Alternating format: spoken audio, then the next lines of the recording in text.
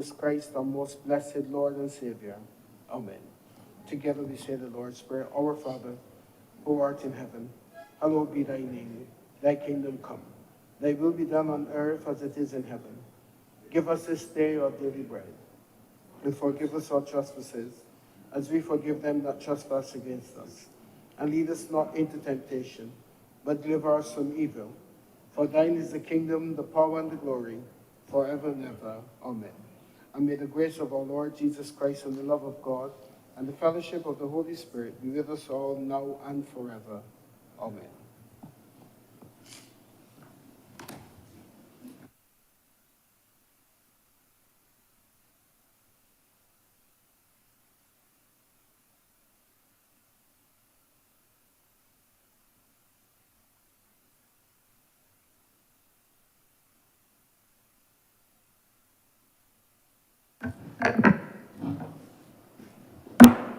The Senate is in session.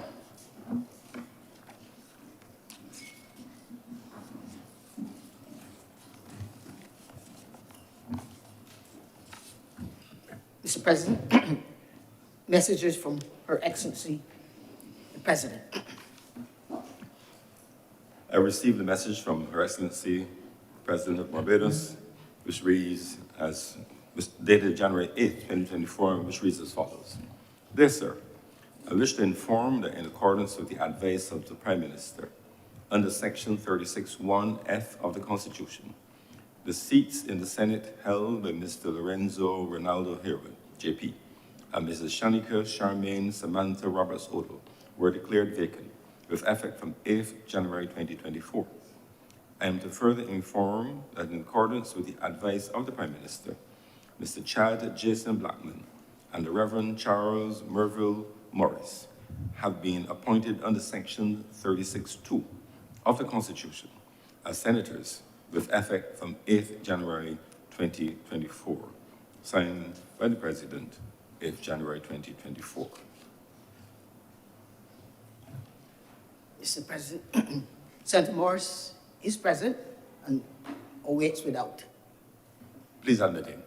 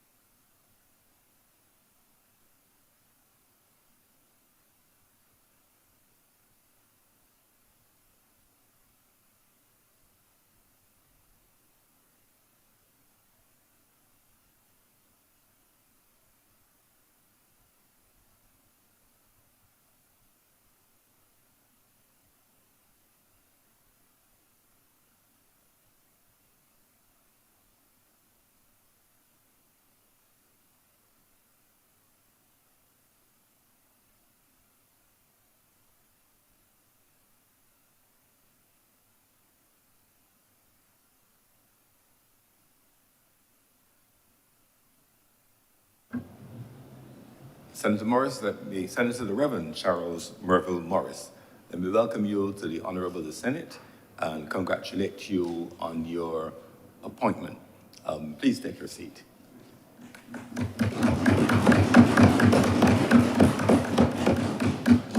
They're happy to have you join us. You bring with you a wealth of experience in education, having been in teaching for many a year. You bring with you experience in matters of faith, having been a minister of the word for many a year as well. And you also bring with you that wonderful international experience of diplomacy, having just returned to your native land from your sojourn in the United Kingdom. And I think that interesting mix of experience together with your indomitable spirit will make for an interesting time in our debates in the Honorable the Senate. So let me welcome you and congratulate you on your appointment to this ancient and honorable institution.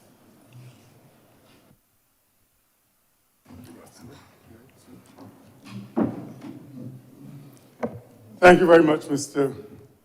President. Thank you for your kind and warm words of welcome. And given the response of persons to whom I can now refer as my colleagues, I'm sure that they too have indicated that they appreciate my presence here. Being called to serve in a country's legislature is a very humbling experience. And if I feel jittery, sir, it is because I'm humbled by being here. And I'm here because persons have contributed towards my life, and towards my development. And I'm sure you must have heard it over and over again. I always pay tribute to the people of Black Bess and St. Peter who raised me. I was raised by village, sir. I pay tribute to my mother and father, my sisters, my brother. I pay tribute to my wife who has always been there in sickness and in health. I pay tribute to my sister in Winnipeg, who's, even in the dark days, who's always been there to help me along. I pay tribute to those in the diaspora, those in the Barbados High Commission, especially the High Commissioner, with whom I developed a lasting relationship.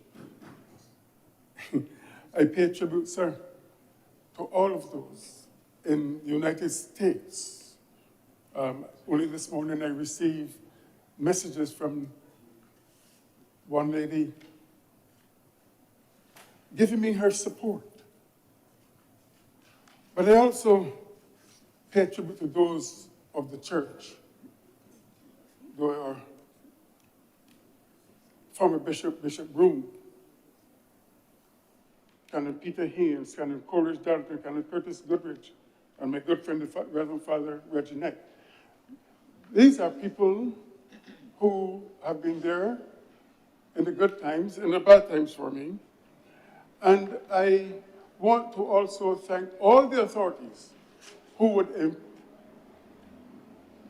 have been confident enough to have me here to represent the people of this country and to see that the lives of Barbadians continue to be redeemed from all the catastrophes and all the matters that may seem to weigh them down. And I hope, sir, that my contribution will be such. My contribution will be such that when my time here is ended, that all of us will be able to say, this is my land, this is our land. And I pledge to you, sir, my support. I pledge to you my whatever knowledge I have, but I pledge to you, sir, my total commitment to this chamber. I thank you. Thank you very much, Senator the Reverend Charles Morris. Let me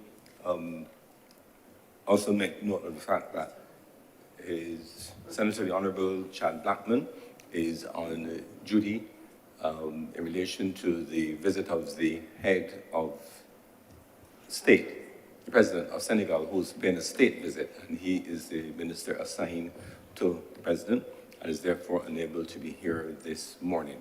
He will take his seat at the next sitting of the Honorable Senate. Other announcements, and I should also place on the record my thanks for the service of our former senators, former Senator Lorenzo Harewood and Senator Roberts Hodel, and wish them continued success in their new endeavors.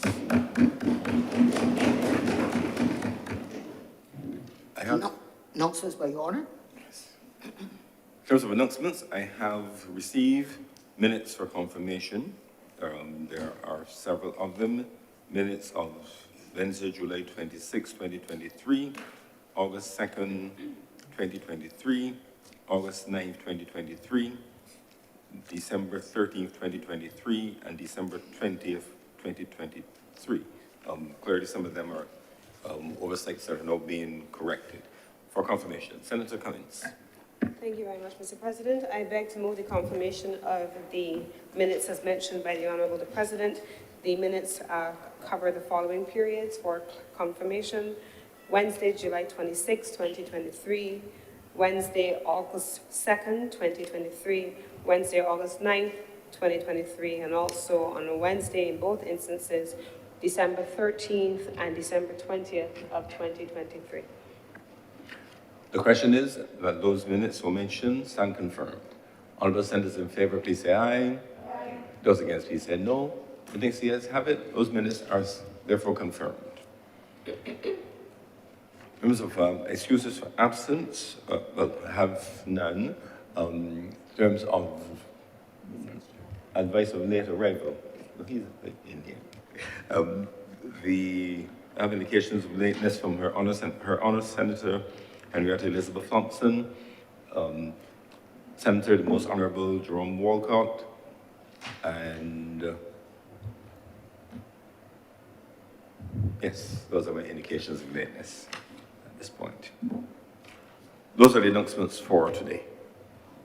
Oh, sorry, I knew there was one more. I want to take this opportunity to welcome back to the chamber Senator Dr. Senator Brathwaite, who was under the weather, and if you had any doubt that he was ill, you know that we dealt with an agricultural matter in his absence, so you would know that there would have had to be illness, not a storm, not a drought, none of the climatic conditions that could adversely affect weather could prevent Senator Dr. Brathwaite from being here to make a contribution on such important matters. But glad to see you in fine shape, and welcome back, Senator Dr. Brathwaite. Senator Brathwaite. Thank you very much, Mr. President, and I would like to say a Happy New Year to all my fellow senators. Mr. President, let me thank you, and let me say that I'm pleased to be here. As many senators may know, I had a bout of dengue fever, ended up in hospital for 3 nights, and spent 3 weeks in bed. The condition and the symptoms I would not wish neither for my friends nor for my enemies. It was a horrible experience. But I'm glad to be here and to continue the work to which I have committed, to continue to represent the interests of the people of Barbados.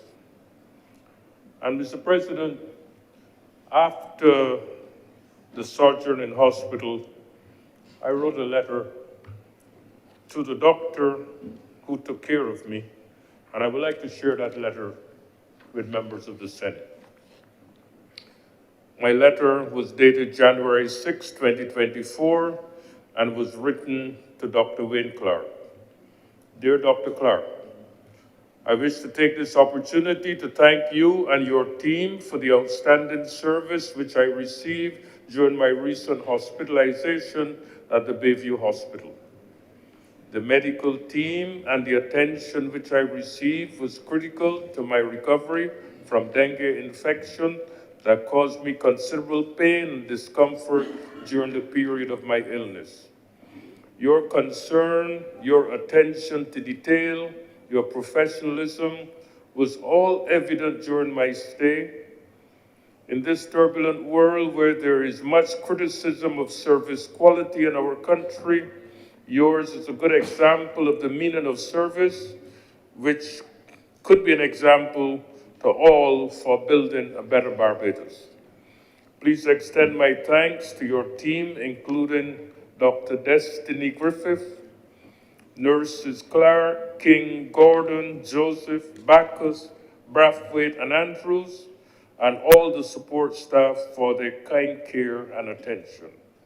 The dedication and expertise of your team were evident in every interaction, and I'm deeply appreciative of the efforts made on my behalf. Best wishes to all for a happy and prosperous New Year, and may God continue to shower you with blessings in 2024. Signed, Charleston W.D. Brathwaite, Independent Senator. Thank you, Mr. President. Thank you, Senator Dr. Brathwaite.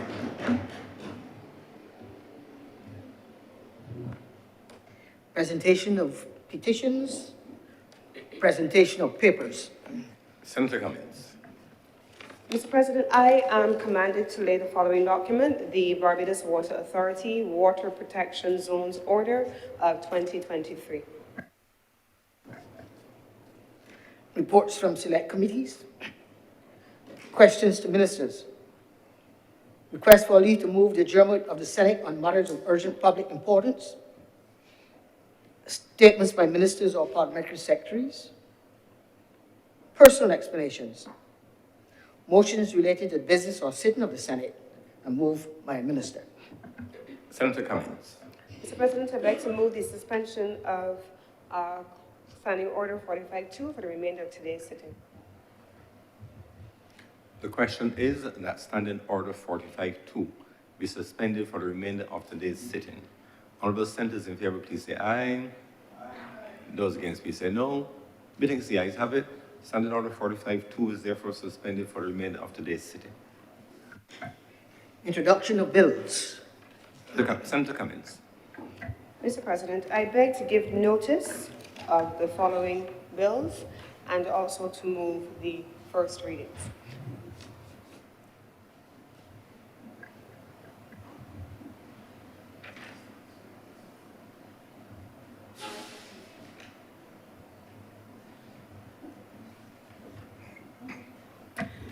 So to confirm, Mr. President, we have the following bills of which we're giving notice.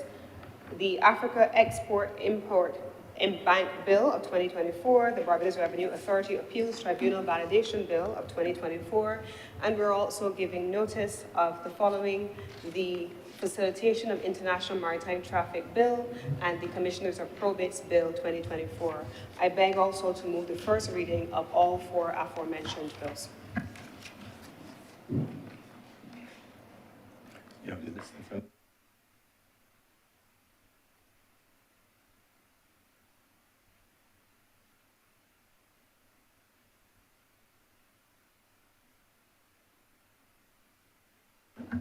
The question is that the Facilitation of International Maritime Traffic Bill 2024, the Commissioners of Probate Bill 2024, the Export-Import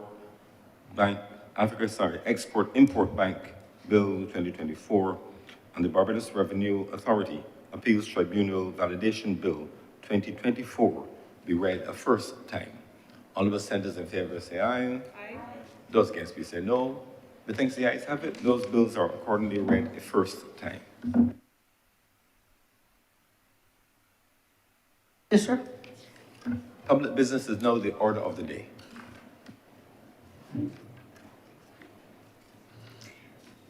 Mr. President, order number one, order number two, in the name of the honorary leader of the Senate, to move the second reading of the Facilitation of International Maritime Traffic Bill 2024. Senator Cummings.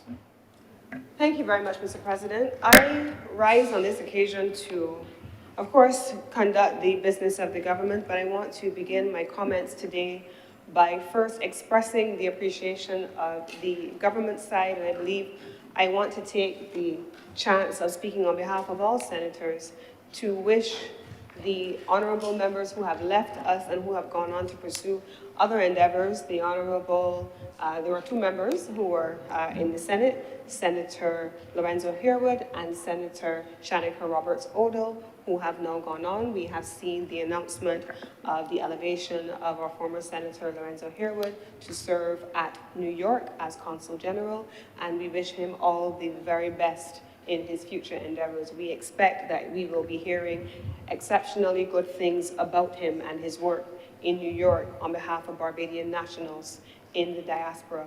In the same vein, Mr. President, I want to extend the warm welcome and congratulations on behalf of the Honorable the Senate to the newest member of the Senate, Senator Reverend Charles Morris, who has already shared with us through you initially and then through his own intervention, his breadth of experience, and we expect that he is going to add significant value to the work of the Honorable the Senate. He's going to add substance to our debate, but he's also going to bring his own inimitable personality to the presentation of that substance, and I am very much, certainly as leader of government business, looking forward to that.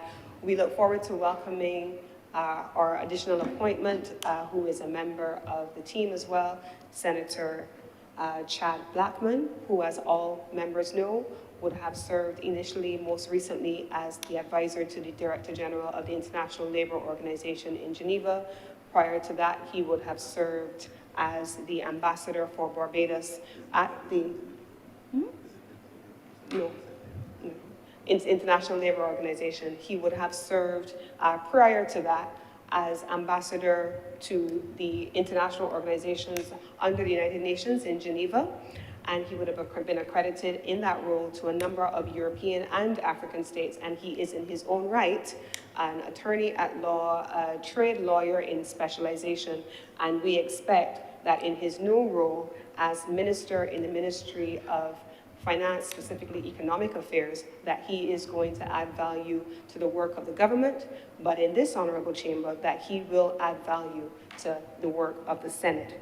So I want to congratulate them on their elevation and to welcome, in the first instance, Reverend Charles Morris to the honorable chamber for the first time. So, Mr. President, I am going to get into the bill which is before us. The bill that we are preparing to debate in this first instance, order number 2 on the order paper, refers to the Convention on the Facilitation of International Maritime Traffic. Mr. President, this is a considerable piece of legislation. It is not one of those things that, for example, has 8 paragraphs, as we have seen in another matter, which we will do today, but it treats to a range of issues which fall under the ambit of the International Maritime Organization. In the other place, Mr. President, and in this place, certainly we have heard extensively about the work that has been undertaken in the maritime space. This is a government, Mr. President, that came to office in 2018 and absorbed for the first time the creation of a ministry with responsibility for the blue economy. In 2022, the ministry with responsibility for blue economy was absorbed as a ministry for the blue and green economy under the Ministry of Environment. So let me pay it upfront to the idea that there is no ministry with responsibility for the blue economy because it is not so called. There is a Ministry of the Environment which deals with the blue and the green economy, and the work continues therein. Specifically, however, on matters relating to shipping, they fall under the portfolio of the Ministry with responsibility for international transport. And the shipping division that previously would have been assigned to the Ministry with responsibility for the blue economy has been assigned to international transport. So all matters relating to shipping, to the port, relating also to the shipping community and the maritime community do fall under international transport. And it is within that context, Mr. President, that this bill is situated. This bill speaks throughout the legislation that is before us to a range of issues covering maritime transportation. When we came to office in 2018, Mr. President, I, at the time, in September 2018, found myself being approached and asked if I would agree to chair the port, the Barbados Port Inc. I took responsibility for that for 2 years.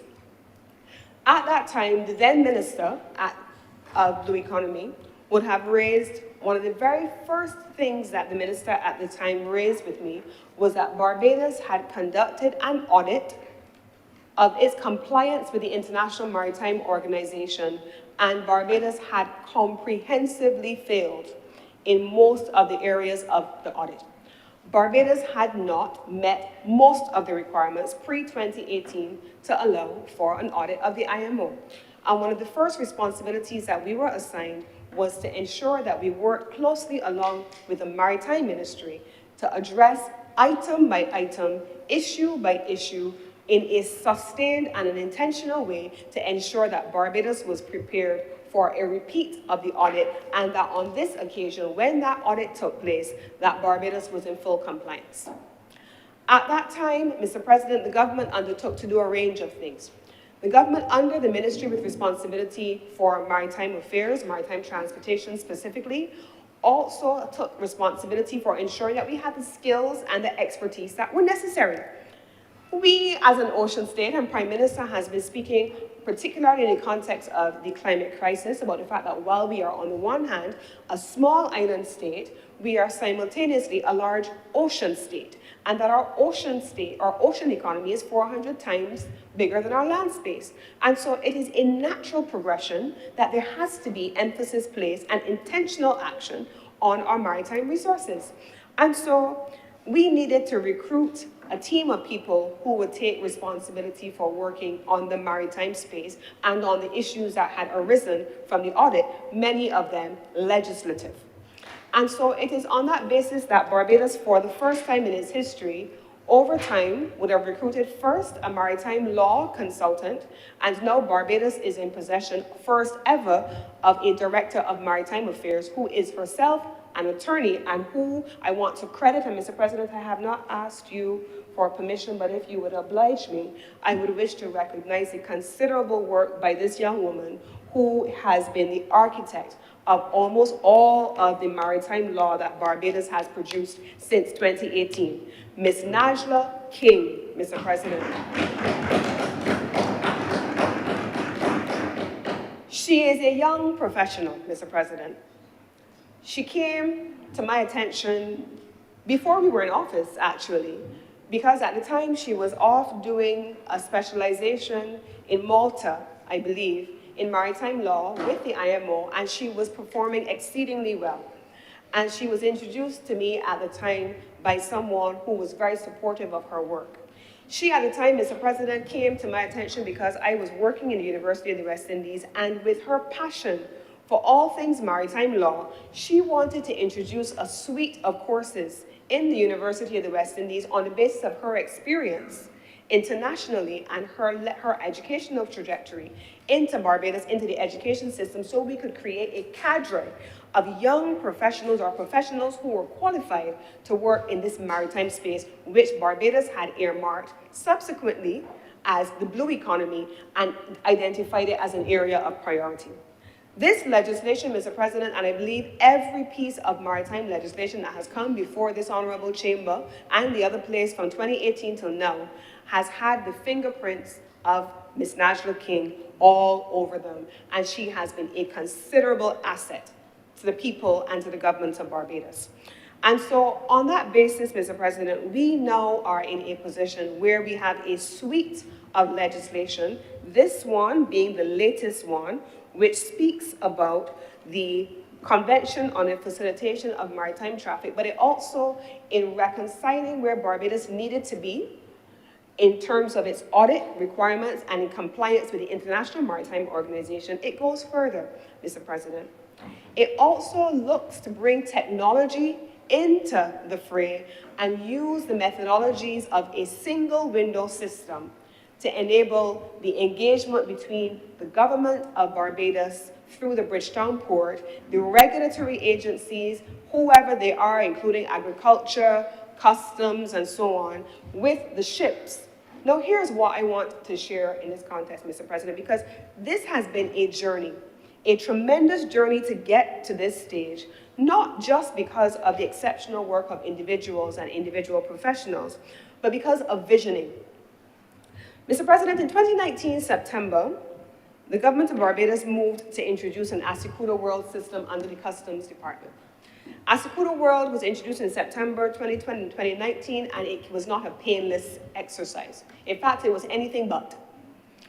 And it was the first introduction, Mr. President, of a single window system that would allow for the digitalization of the engagements for clearances at the border. At the time, The port also understood that there had been an agreement that dated back many years prior to this government even coming to office for an electronic single window.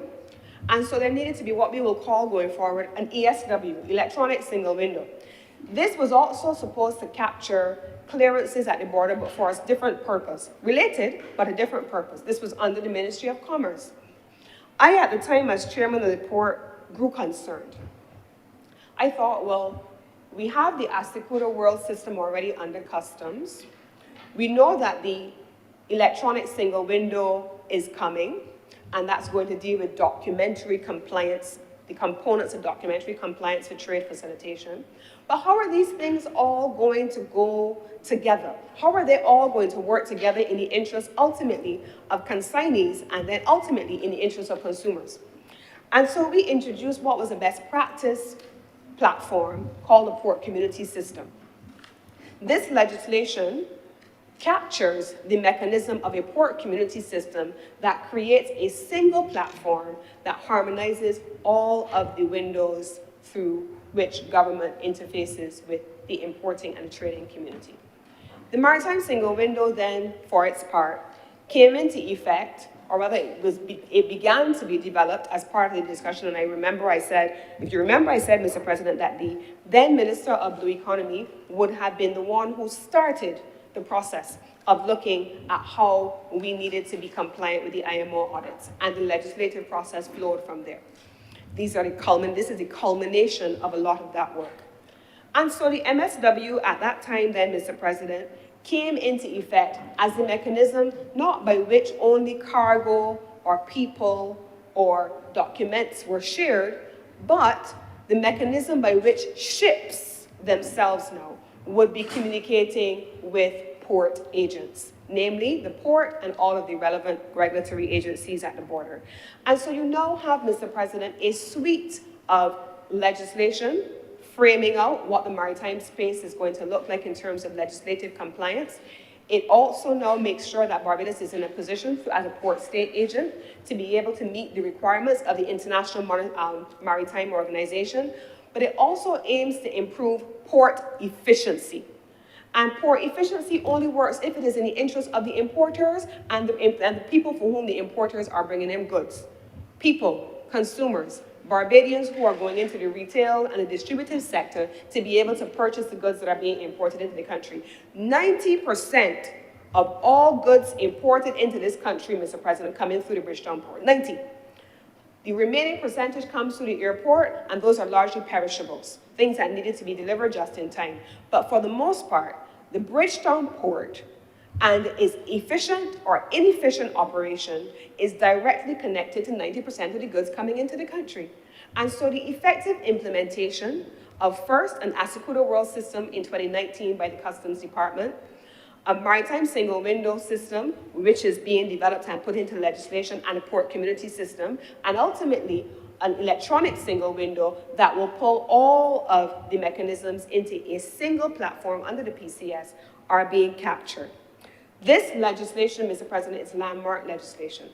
It is a significant turn in the process of modernizing Barbados' maritime space, modernizing port and trade facilitation, and modernizing the way in which people are able to interface with the port at the back end. But most importantly, Mr. President, I want to go into the parts of efficiency. This week, as Minister of Business, I spent a considerable amount of time meeting with the Chamber, the port agents, the ports, the Department of Commerce to be able to rationalize how do we then treat a range of issues, including how costs translate once they are imported into country, into the retail and the distributive sector. What are the measures that needed to be implemented?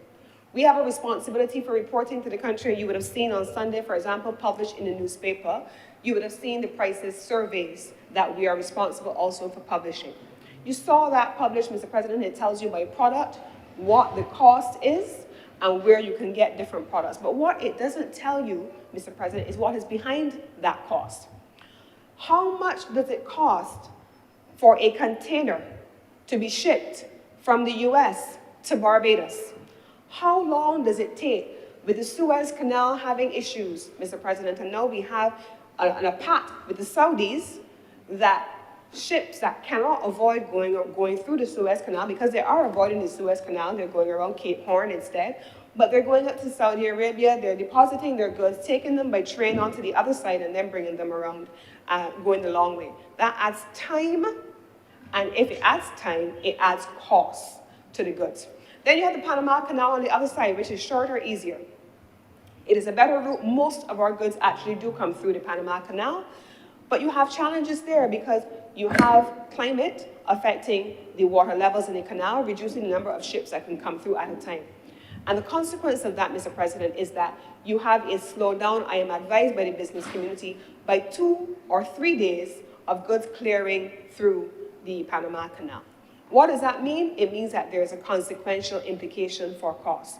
So we as a government have to ensure that once those goods are landed, that we are in a position wherever possible to mitigate the costs that could come between landing and getting to the final consumer. And that is where the port comes in.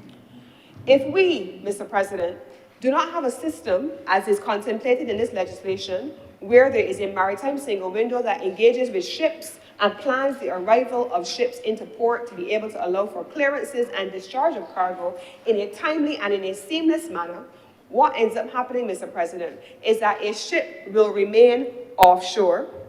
It will remain off the coast of Barbados, waiting to come into port, waiting to come in to be offloaded, and it will pick up what we call demurrage charges. Those demurrage charges, as a consequence, Mr. President, will result in increased costs. It is in the interest of Barbados that the government puts measures in place, like with the maritime single window contemplated in this legislation, to ensure that cargo ships come into port as soon as they arrive into country.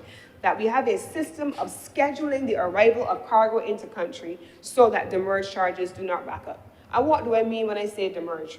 Demurrage charges for the purpose of shipping refer to detention or delay charges when ships are not able to discharge their cargo.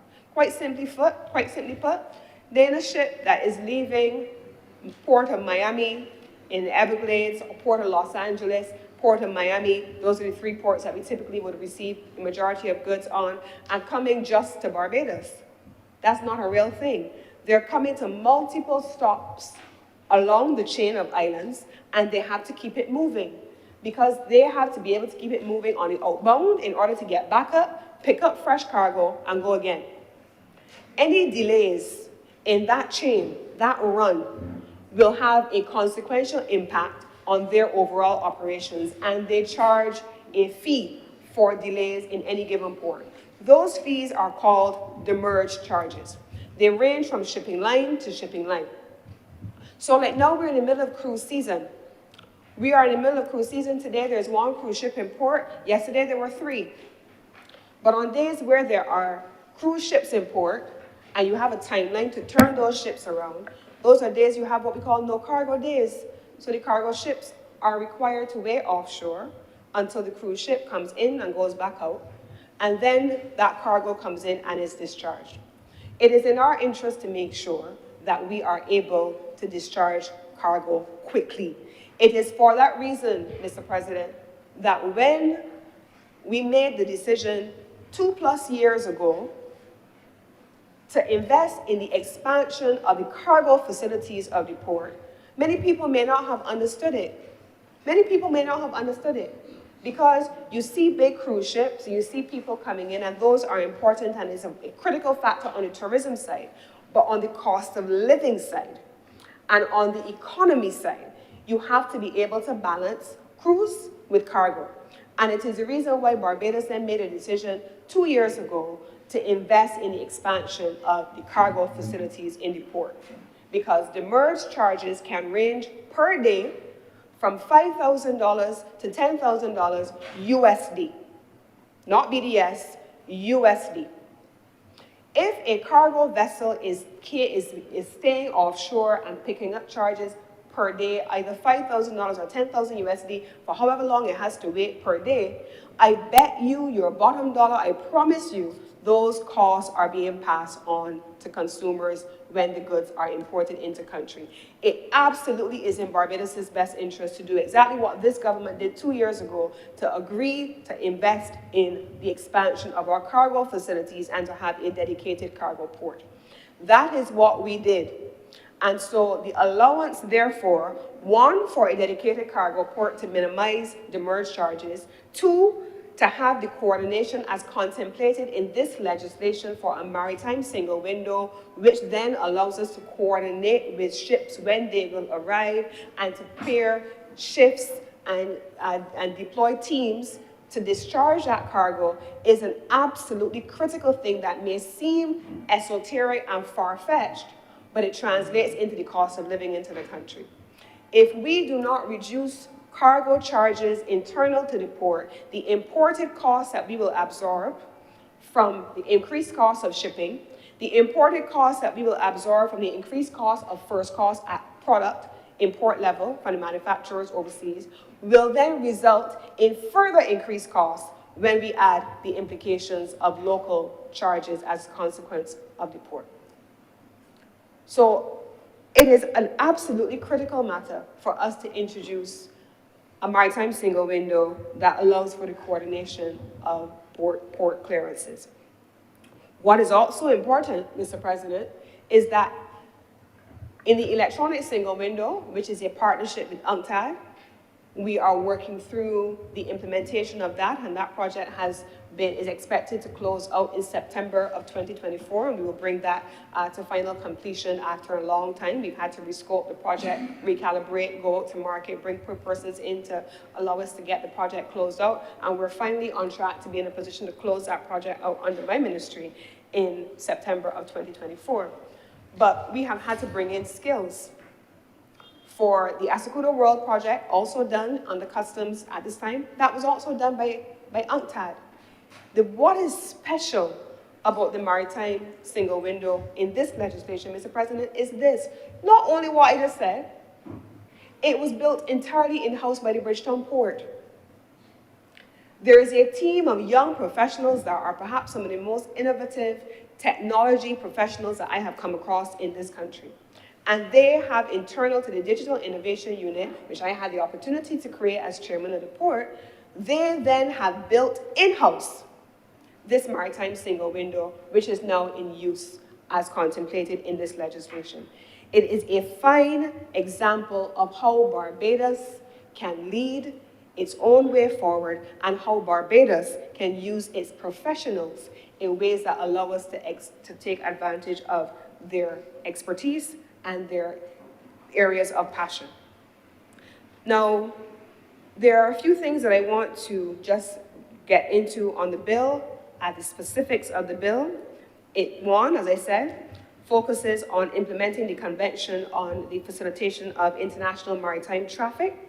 It also focuses on, as I discussed, the maritime single window to make provision for the electronic transmission and exchange of information in order to facilitate and expedite the clearance of international maritime traffic. I've explained the why of that.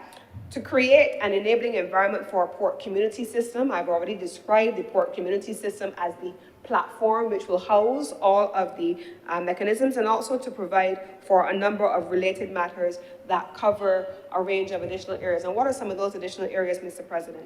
The JRCC, for example, has become a critical entity functioning across the landscape in advanced passenger information systems and advanced customs information systems. When you travel on an aircraft, Mr. President, and you are filling in your online ED form, that online ED form, the information is picked up first and foremost by the JRCC. Then the same thing applies to cargo information. It keeps us safe. They are the security arm of what happens there, both on immigration as well as on cargo.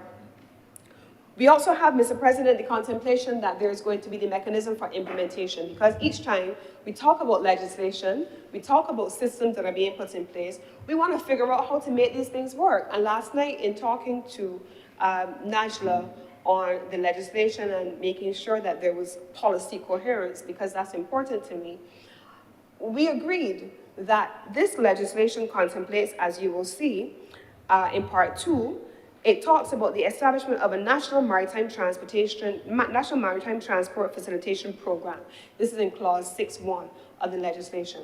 But we already have a national trade facilitation task force. We have a port efficiency subcommittee, and it is contemplated that all of these entities will then bring the related work on cargo, on clearances, and on ships under a single umbrella where there is policy coherence and that we have clear implementation. Now, Mr. President, the other thing that I want to raise here is captured in the legislation as well. I want to say that it is a bugbearer for many people in the business community, and it is a bugbearer certainly for me as Minister with responsibility for the ESW and for the National Trade Facilitation Task Force.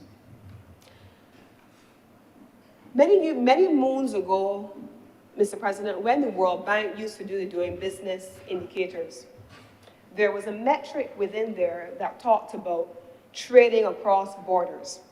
And trading across borders had two components: documentary compliance and cost efficiency. Barbados performed poorly, historically and consistently in both. Documentary compliance was a problem, cost was a problem, because documentary compliance, we're having everybody knows this, I ain't saying nothing that everybody don't know.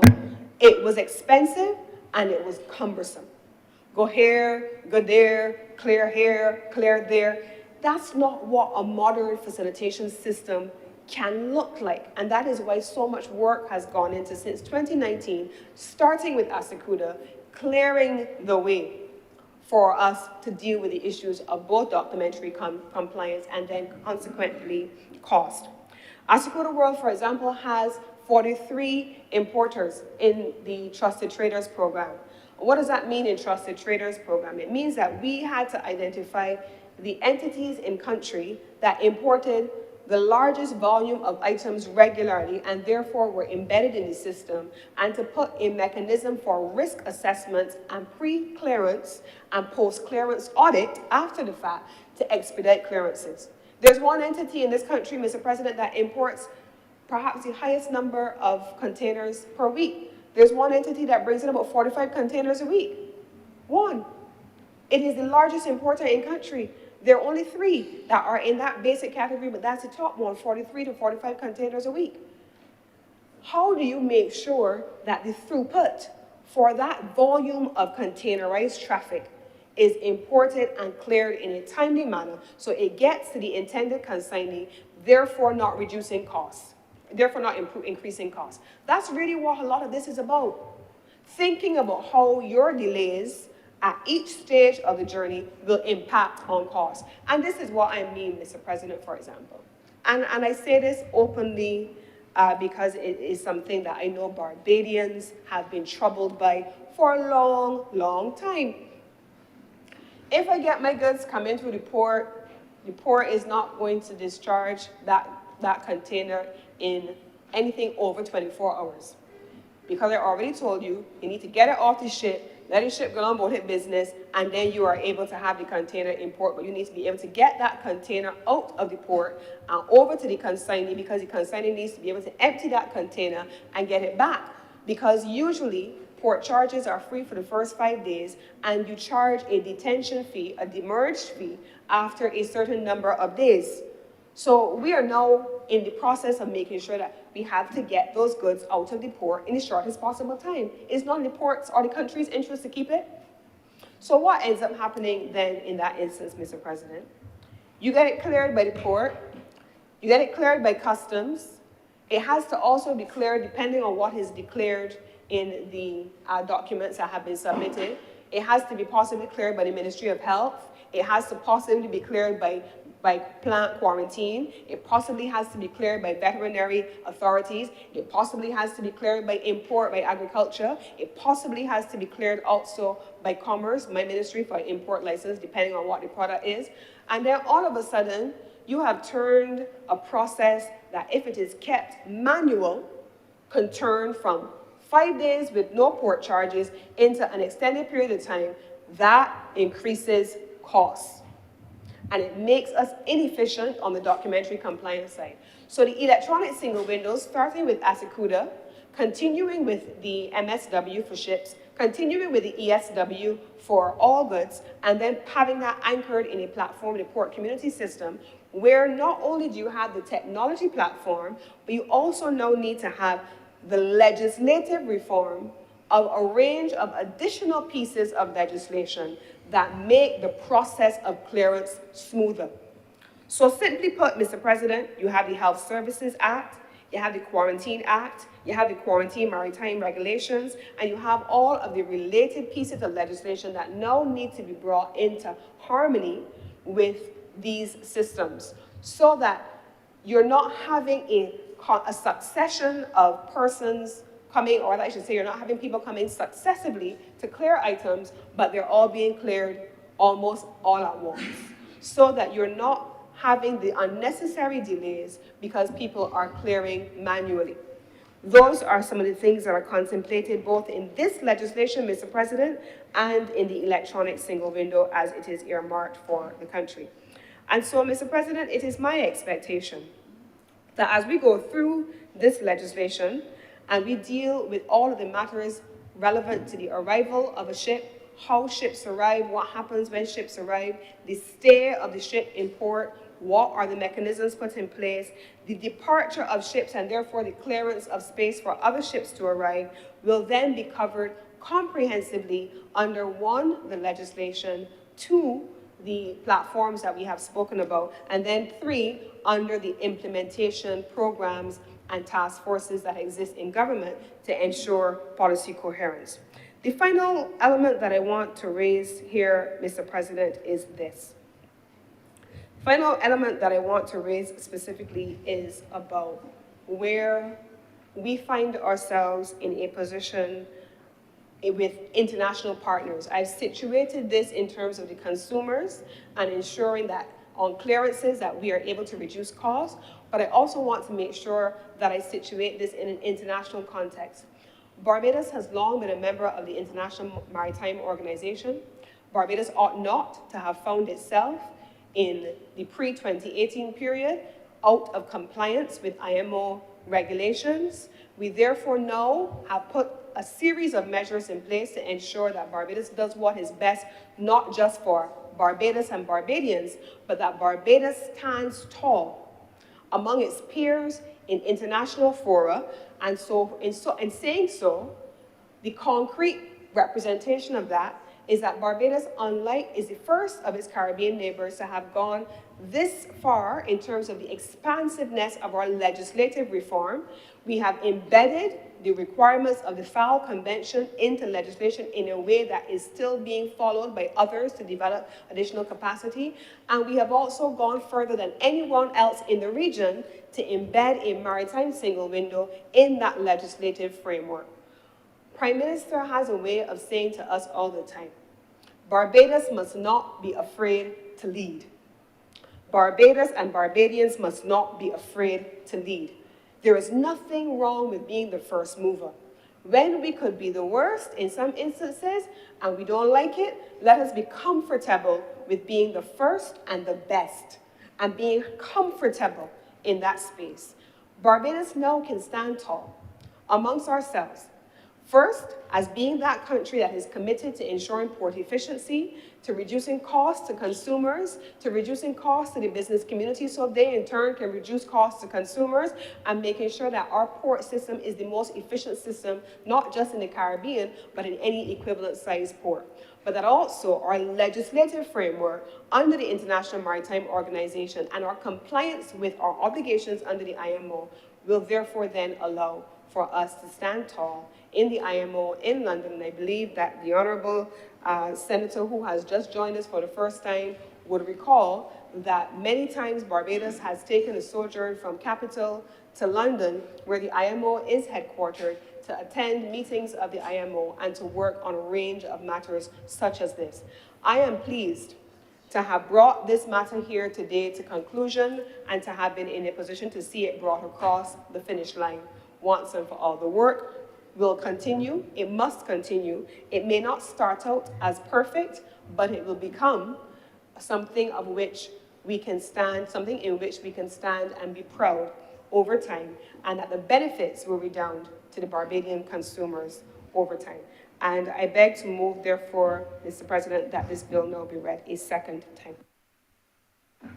Thank you very much, Senator Cummings.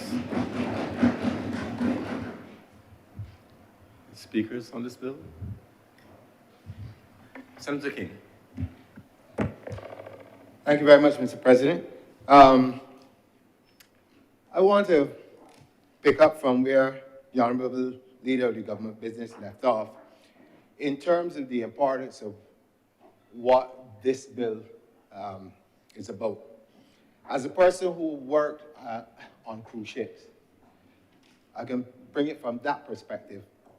It is difficult and oftentimes overlooked by even the very persons at the top of the chain in the cruise industry as to the importance of crew members in terms of how they interact with your passengers, the information that they would give to persons landing in different territories as to where are the hot spots to go, what are the things that you want to spend your money on, and other things like that. And so it's important that when we start talking about the landing of crews, getting them through the port, getting them onto the land, to interact with persons, taxi people, restaurants, it goes on and on.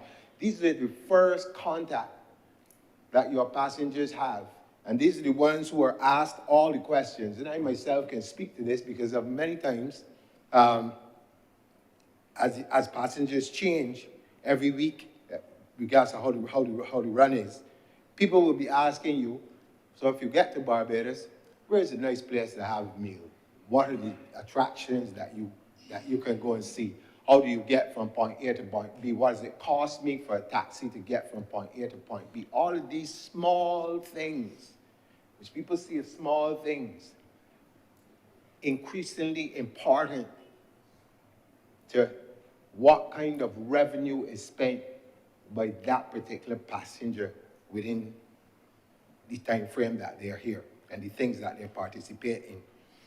And so with this, and I was looking through it, and it covers a lot of things. It looks at security, it looks at stowaways, all these different things that we would probably take for granted, but we're also in a world today that is rapidly changing all the time. And oftentimes when you heard about stowaways and things like that, people think of that years gone by when things like that will happen. I could have an instance, like for instance, 1865, people leaving this port and going to Liberia, where the passengers about 346. When you get to Liberia, you got 350 something, a number of stowaways from Barbados. And so even from back then, we had this particular problem. But looking at this, this bill, there are different sections which deal with different things. And like I said, security is one of them. And I'm very conscious of the world that we live in. And a lot of people sometimes like to shut their eyes to these things, and they say things like, it will never happen in Barbados. I am not one who takes that particular stance, because I know that if you have persons who have ill intent for anyone, that they will find a way to do whatever it is that they want to do in any part of the world. And it is important that all these kinds of measures for the security, you understand who are the people who are on that ship, the name of each and every passenger, crew member, their passports. People don't pay a lot of attention to these things because oftentimes they don't know how important this information is, as was mentioned earlier, for the security of the place.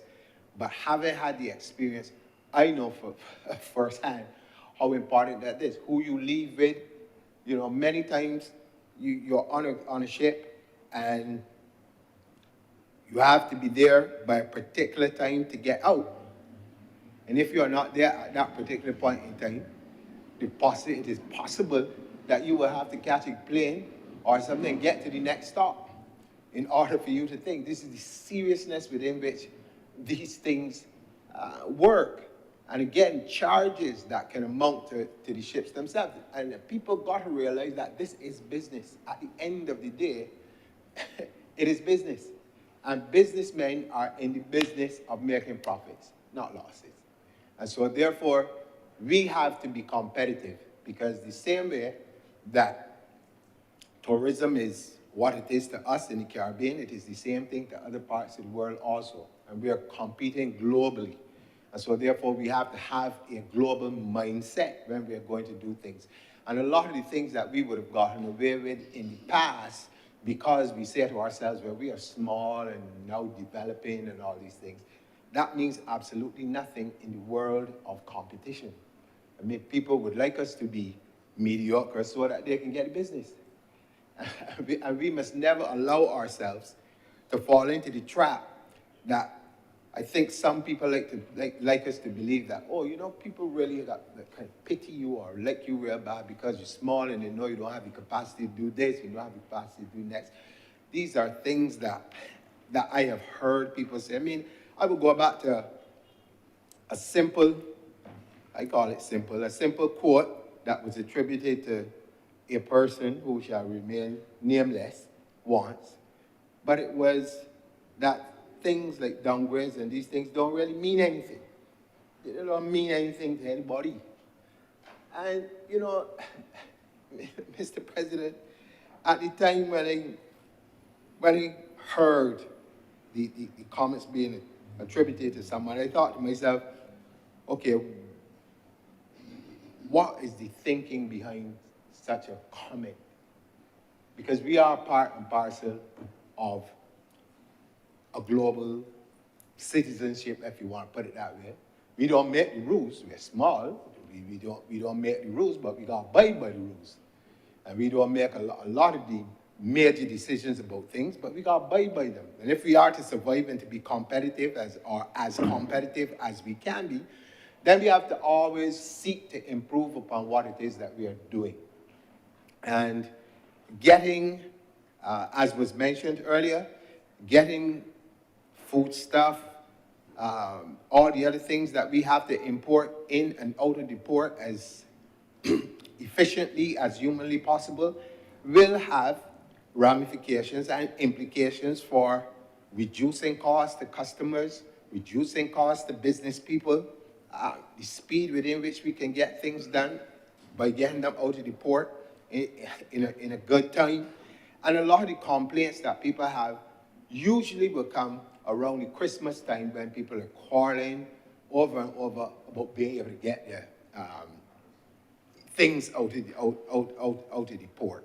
But it's much wider than that. The efficiency of running it on a day-to-day basis is where this legislation, this bill is really seeking to take us to. There are a number of things that are going to be put in place to affect that. And I believe that as we go forward with this, the world, like I said before, the world is always changing around us. Nothing is ever cast in stone. But there are a number of things that I believe that we could have done if we were paying enough attention to these type of things previously. But I want to commend this particular administration for coming in, as was mentioned, in 2018 and looking at these things and forward thinking, understanding how important it is to get these things done right and to get them done now rather than let them lag and lapse and go on. So I support this 100%, and I am sure that once these things begin to take shape and be implemented, that people on the ground will begin to feel and experience also the benefits of doing what we are seeking to do at this point in time. With those few words, sir, I'm obliged to you. Thank you very much, Senator King. Senator Dr. Brathwaite.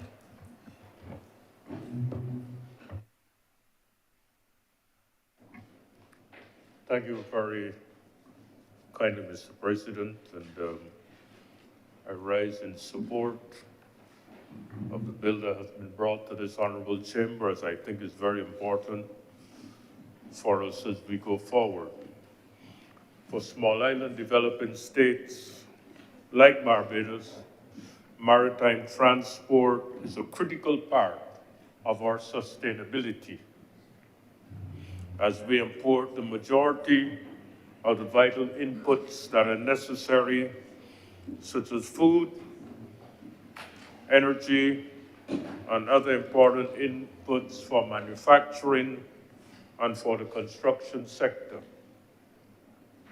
It is therefore important that we, as a country, are up to date with the systems and the procedures that contribute to efficiency and productivity of maritime transport.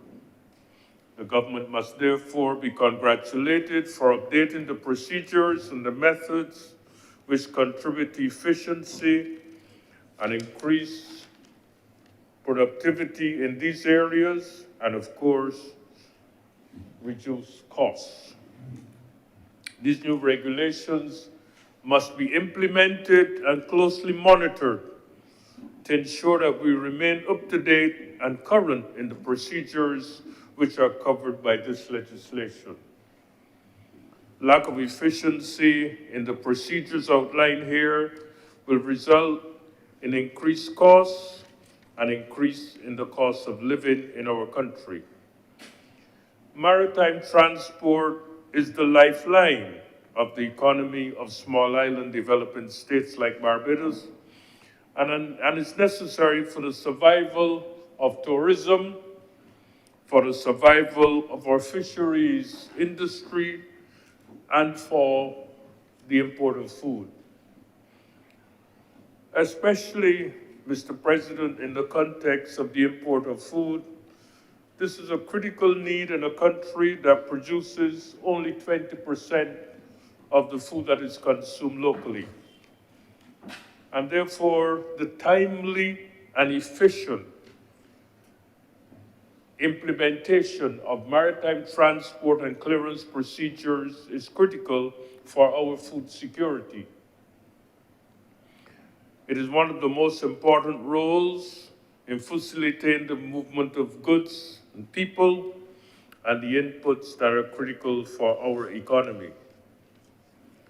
The current global challenges as a result of the war in Gaza that is impacting the Suez Canal, the climate challenges in the Panama Canal will result in increased costs to us, as most of the things we import travel by maritime means. It is therefore important that we do all that we can when the products arrive at our shores to ensure that efficient methods are applied to reduce costs and to maintain efficiency and productivity. The reality of today, with the possibility of increasing disruptions in global trade as a result of war, as a result of cyber attacks, and all the challenges we face in maritime transport today, imply that we must do all that we can as a small nation to ensure that our systems are effective, competitive, and productive. I therefore support this bill. I think it's an important piece of legislation for our country, and therefore I see this as a step forward in our development. I'm obliged, Mr. President.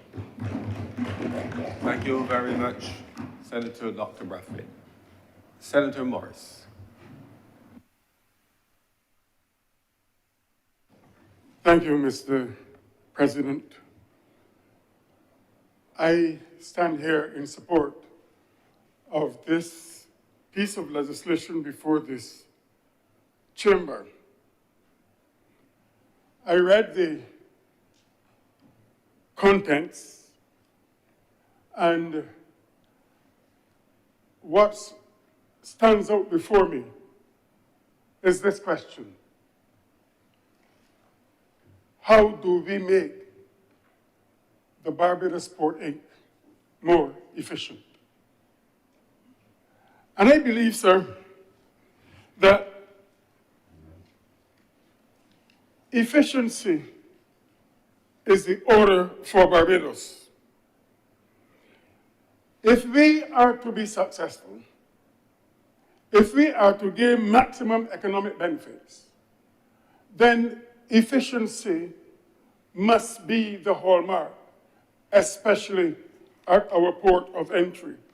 I have attended one or two MIO meetings in London during my stint as the Deputy High Commissioner, and I understand the importance of being internationally compliant, because we cannot be left behind.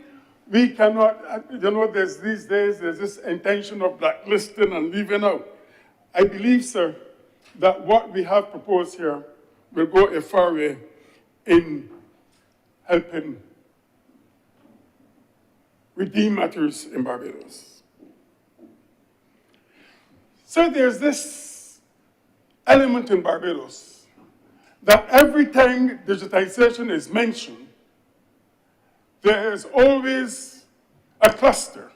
And so I speak frankly on these issues, who always try to take us back into the past. But let me give you, sir, some indication of what may have happened in the past. When this whole port issue came about, it came out, sir, as a deep water harbor. But even before that, the concept of a port system was important to Barbados even during the colonial days, during the days of slavery. Then we had the pier. That suited them then because of the system that was in place, the system of slavery, the slave system. It suited them then. As we move on, Right Excellent Sir Grandy Adams decided, and he realized that how important the development of that pier and that system and that port system was. And then it took the Right Honorable Tom Adams to envision a port system that would benefit this country. And today, we are here with further improvements after the port itself was incorporated. So in this digital age, the port must continue. The Port Inc. must continue its transformation. I believe it is timely. This world is moving on, and we must keep up with it. And as was previously said, there is nothing wrong sometimes in leading. As a matter of fact, sir, we now have a reputation as being a leader in this world.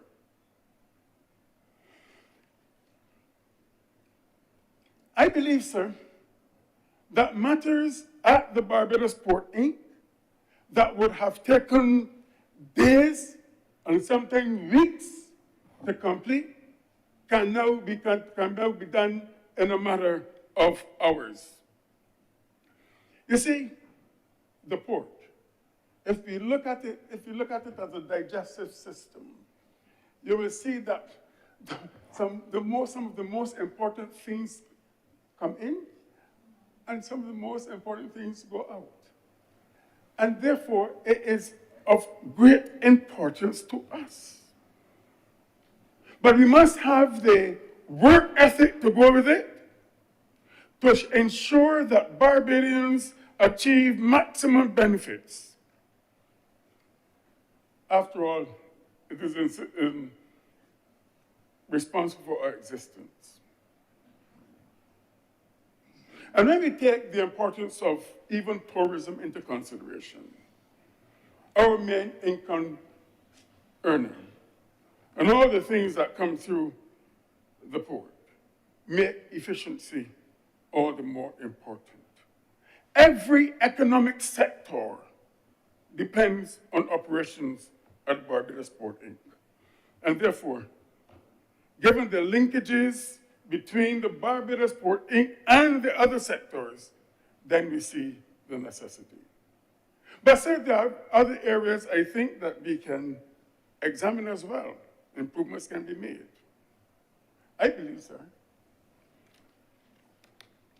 that with all the cruise ships and the cruise liners coming to Barbados, the time has come for us to establish cambios at the ports of entry. I wasn't sure how I was going to include the airport in this, but after the leader talked about ETAs and the airlines, I take that as my cue, that I can also include the airport in this. Because there was a time when there was a cambio at the airport. It is not there anymore. Cambios are important because I believe that passengers coming in will be able to obtain their requisite foreign exchange, and when they are leaving, they're able to adapt to their national currency. So I believe it is important to have cambios. I have done a little investigation myself, and I am told that it is very expensive to have a space at our ports of entry for things like cambios. I also understand that in places like Trinidad, who may have had the same problem, I think it's the National Commercial Bank of Jamaica that operates one there. Now, I know that if that were to happen here, we would hear, though, that Barbados is selling itself out to Jamaicans.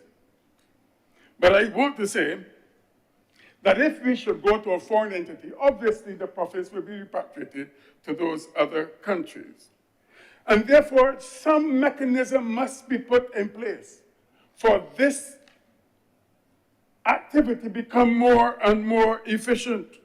We must have Barbadian investment there, and therefore, ways must be devised, methods must be devised in which we can have intervention by locals. Wherever I go internationally, there are cambios in the airports. They're at Heathrow, they're at Gatwick, in all of them. But going hand in hand with all of this, I said from the beginning, is the matter of efficiency. And if we are looking at gaining maximum benefits from our economic activity, then there are other areas as well. Taxis, sir. I believe that all of these persons that work within that particular precinct are important. And they too must be able to gain maximum benefit from any improvements in the port system. And I believe that mechanisms can be put in place so that our taxis, our taxi operators can benefit, can gain maximum benefit. But I believe the time also has come for us to regulate taxi fares. Taxi fares should not be left to the discretion of the operator based on circumstance, based on time of the year, and based on occasion. There are persons who come here to do business. And I have been able to learn that 2 persons came here in Barbados to do business, and they were taken around the country. They asked to be taken around the country, and at the end of the visit, they indicated an interest in purchasing land in Barbados, and they were told by the operator, if I knew that you were about to purchase land, I would have increased the fare. That old-time system cannot operate. The same thing happened to a couple, friends of mine, all years night, who were charged $125 from the Sands Hotel to rendezvous. because it was Old Year's night. Luckily enough, the receptionist called another taxi who charged them $25 each. I believe that such things are acceptable. And we need to look at how we do this sort of business. I also believe, sir, that Barbados is a brand. This is something that I push heavily in the United Kingdom. Barbados is a brand. Barbados means something. Barbados has things that everyone else would like to have. And one other area in which I believe we can have a brand in terms of tourism, in terms of the port system, is taxis. In England, you have the black taxi, and in the United States, you have the yellow cabs. I believe that we can have a yellow and blue cab, because this is our brand. This is us. So I'm convinced, sir, that with the developments at the Barbados Port Authority, Inc., with the developments in other sectors in our society, with the developments in other departments, we can improve our law. Mr. President, sir, I am aware that this is my maiden speech here. So let me say this. I am fully aware that the task before us is tremendous. I know that really our reality is impaired. But we can repair it and we can perfect it. So our task, as I said, sir, is to save the lives of Barbadians, to ensure Barbadians can live freely and happily in this country. That Barbadians must also be protected from the predilections of life. I believe that for all that we have gone through, we can redeem our society, but we cannot do it at one time. We can do it one day at a time, one person at a time, one action at a time. Because I believe if we can save the life of one individual, we can save the life of many. And if we can save the lives of Barbadians, we may even save the lives of the world. Change one life, and we can begin to change the world. I know, sir, and as I said, I speak very frankly on these matters. I know that this country was broken, suffering from the glorious years of mismanagement, suffering from the pandemic to the ash flow, the storms, and they're still impacting on us. So our society was broken, but we can put it back together. We are looking at redeeming first the small things, and we are doing it by small steps. Because, as was said earlier, redemption is a journey. We must never see injustice and suffering and poverty as unchangeable. And I want to identify with that change. I noticed, sir, the seating arrangements in this chamber. I believe in symbols. In the other chamber, they sit face to face. Here, we sit side by side.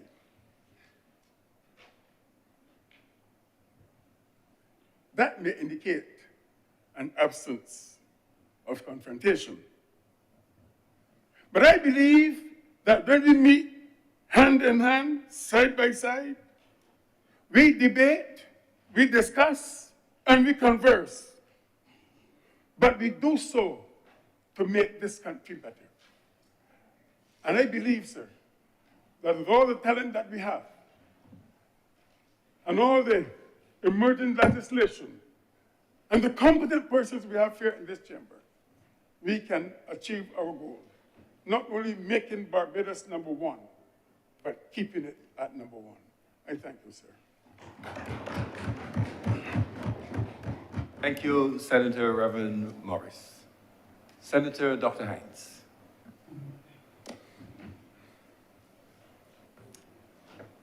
Good afternoon, Mr. President. Happy New Year to all, and I am elated to have the pleasure of speaking after our newest senator, Senator Reverend Morris, my former teacher. He was actually, to just share something very briefly, he was one of the first teachers that I had in entering secondary school. I think he was actually the very first class that I had, and I was terrified at the voice. When I heard this voice in the classroom, I was shaking. And it was one of these classes where he used to ask people to read. And I was so nervous that I would be called on to read. And of course, I was. Of course I was. And I was called on, I had to be corrected for a pronunciation. I would never forget this. I was terrified. However, Reverend Morris, Senator Reverend Morris, was a really enjoyable teacher, and I hope that he enjoys his time here. And it's interesting that he is here, and the person that was here before him was my student. So former student, so change of roles. But to the business. We have before us here a piece of legislation. It is 202 pages long. It's quite lengthy. It contains a lot of information that I believe is probably important. And I hope that it is all well constructed, that it has been appropriately scrutinized, that there are no errors in it. That is my hope. Because all I can do, Mr. President, is hope these things, considering that we received this document on Friday, the 26th of January, 2024, and today is Wednesday, the 31st of January, 2024.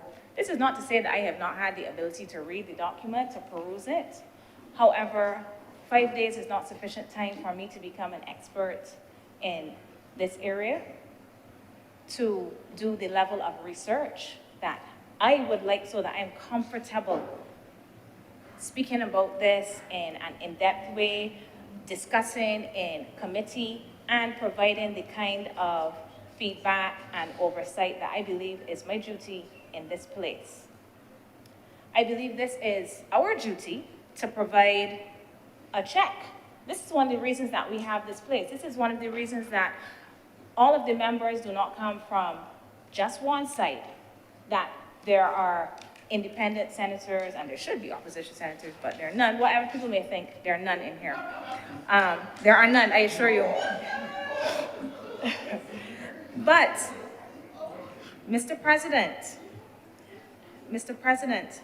I know that the government will congratulate itself on this legislation, and perhaps it should.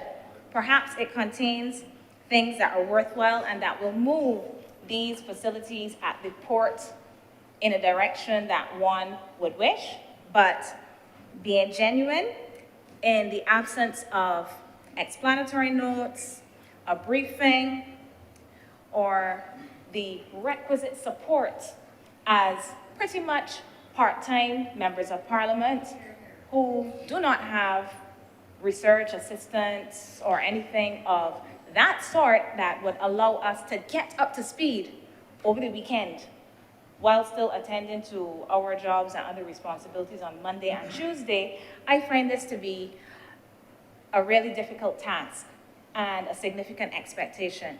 So the nature of my comment is not to speak on the content of the bill, because I do not want to make a fool of myself in attempting to do so when I have not had the ability to study this in the way that I would like, that I would be comfortable with, because these are important matters. So those who have had the ability, I just have to say, I hope that you all have known what you are doing, but I really cannot say that I am in favor, nor can I say that I'm against this legislation per se, because I have not had the capacity, the capability, the time, the courtesy, that I would have liked to be able to address this legislation in a meaningful way.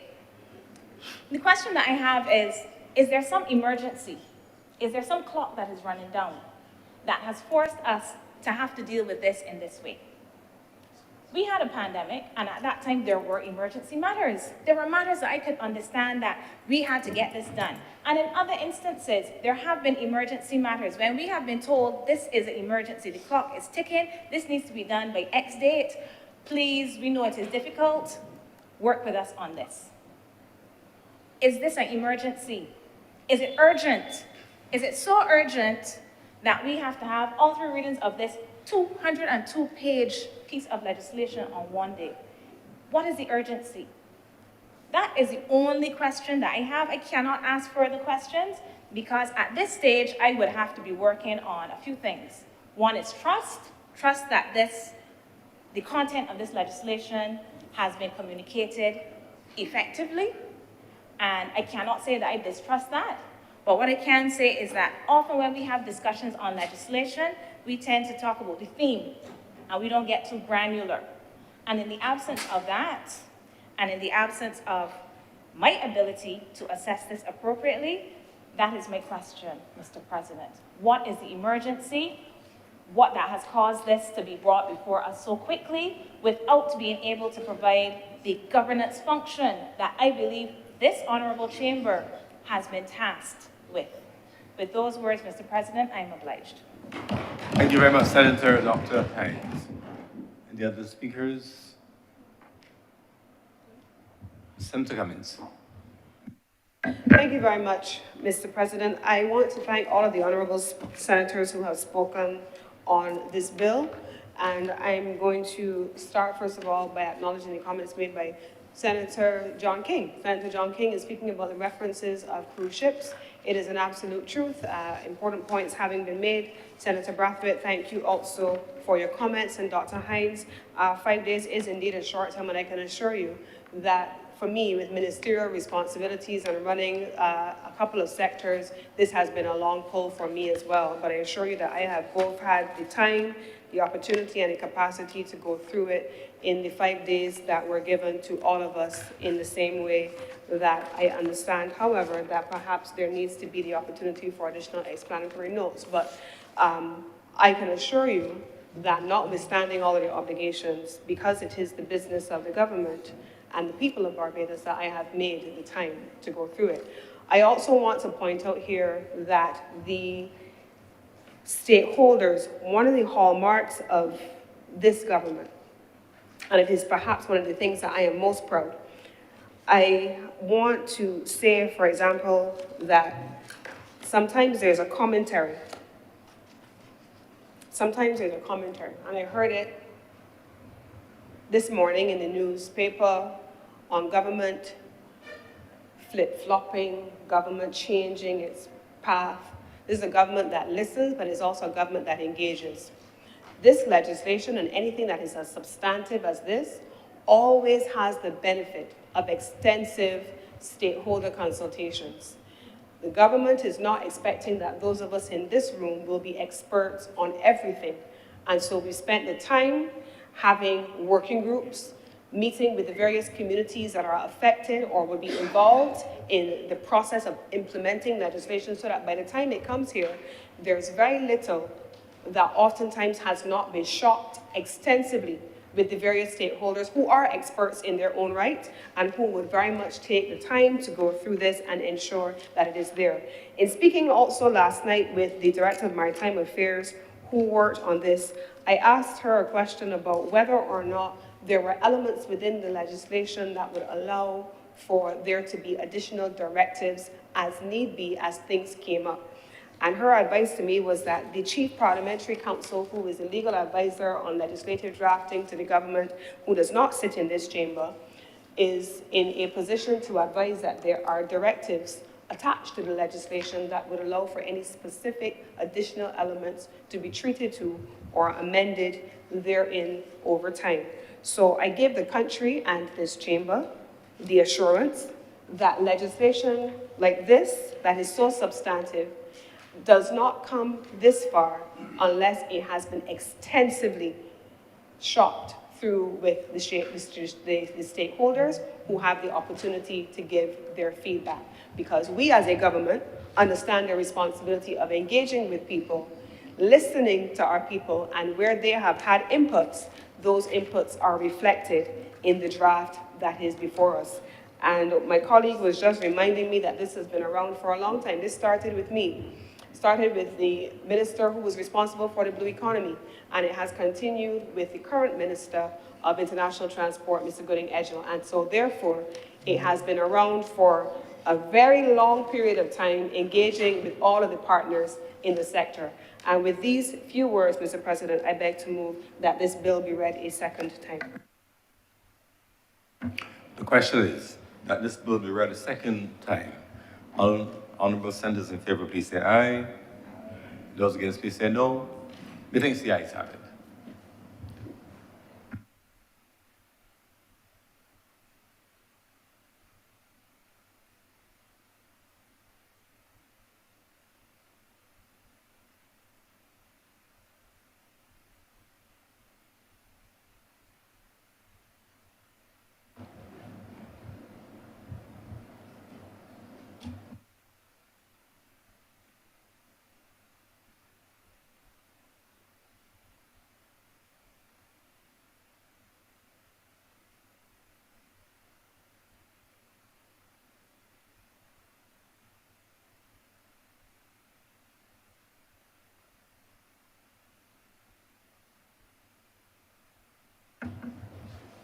Our Honor, the Deputy President is not present at the moment.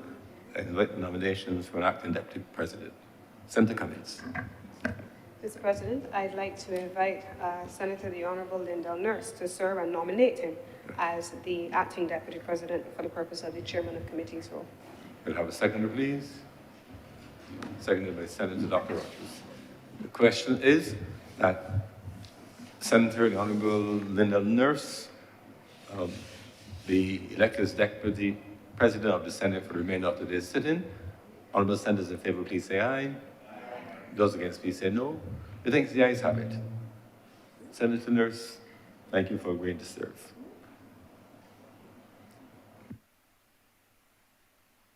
The comments. Mr. President, I beg to move that Your Honor do not leave the chair and the Senate resolve itself into committee for further consideration of this bill. The question is that I do not leave the chair and the Honorable Senate resolve itself in the committee for further consideration of this bill. Honorable senators in favor, please say aye. Those against, please say no. Methinks the ayes have it.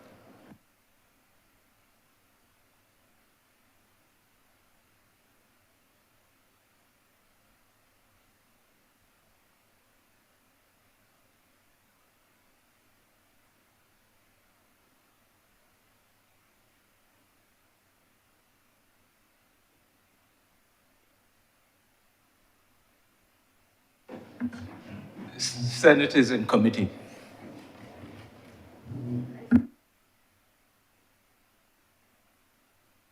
The second deputy committees, may we take the bill in parts?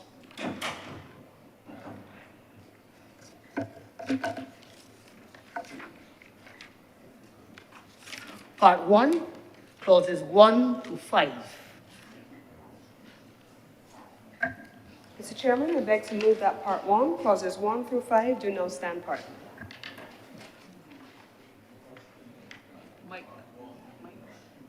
The question is that Part 1 do now stand part. All those honorable members in favor, please say aye. Aye. Against?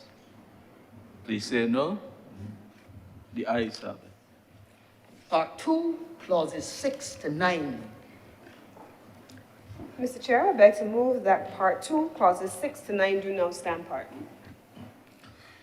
The question is that Part 2, clauses 6 to 9 do stand apart.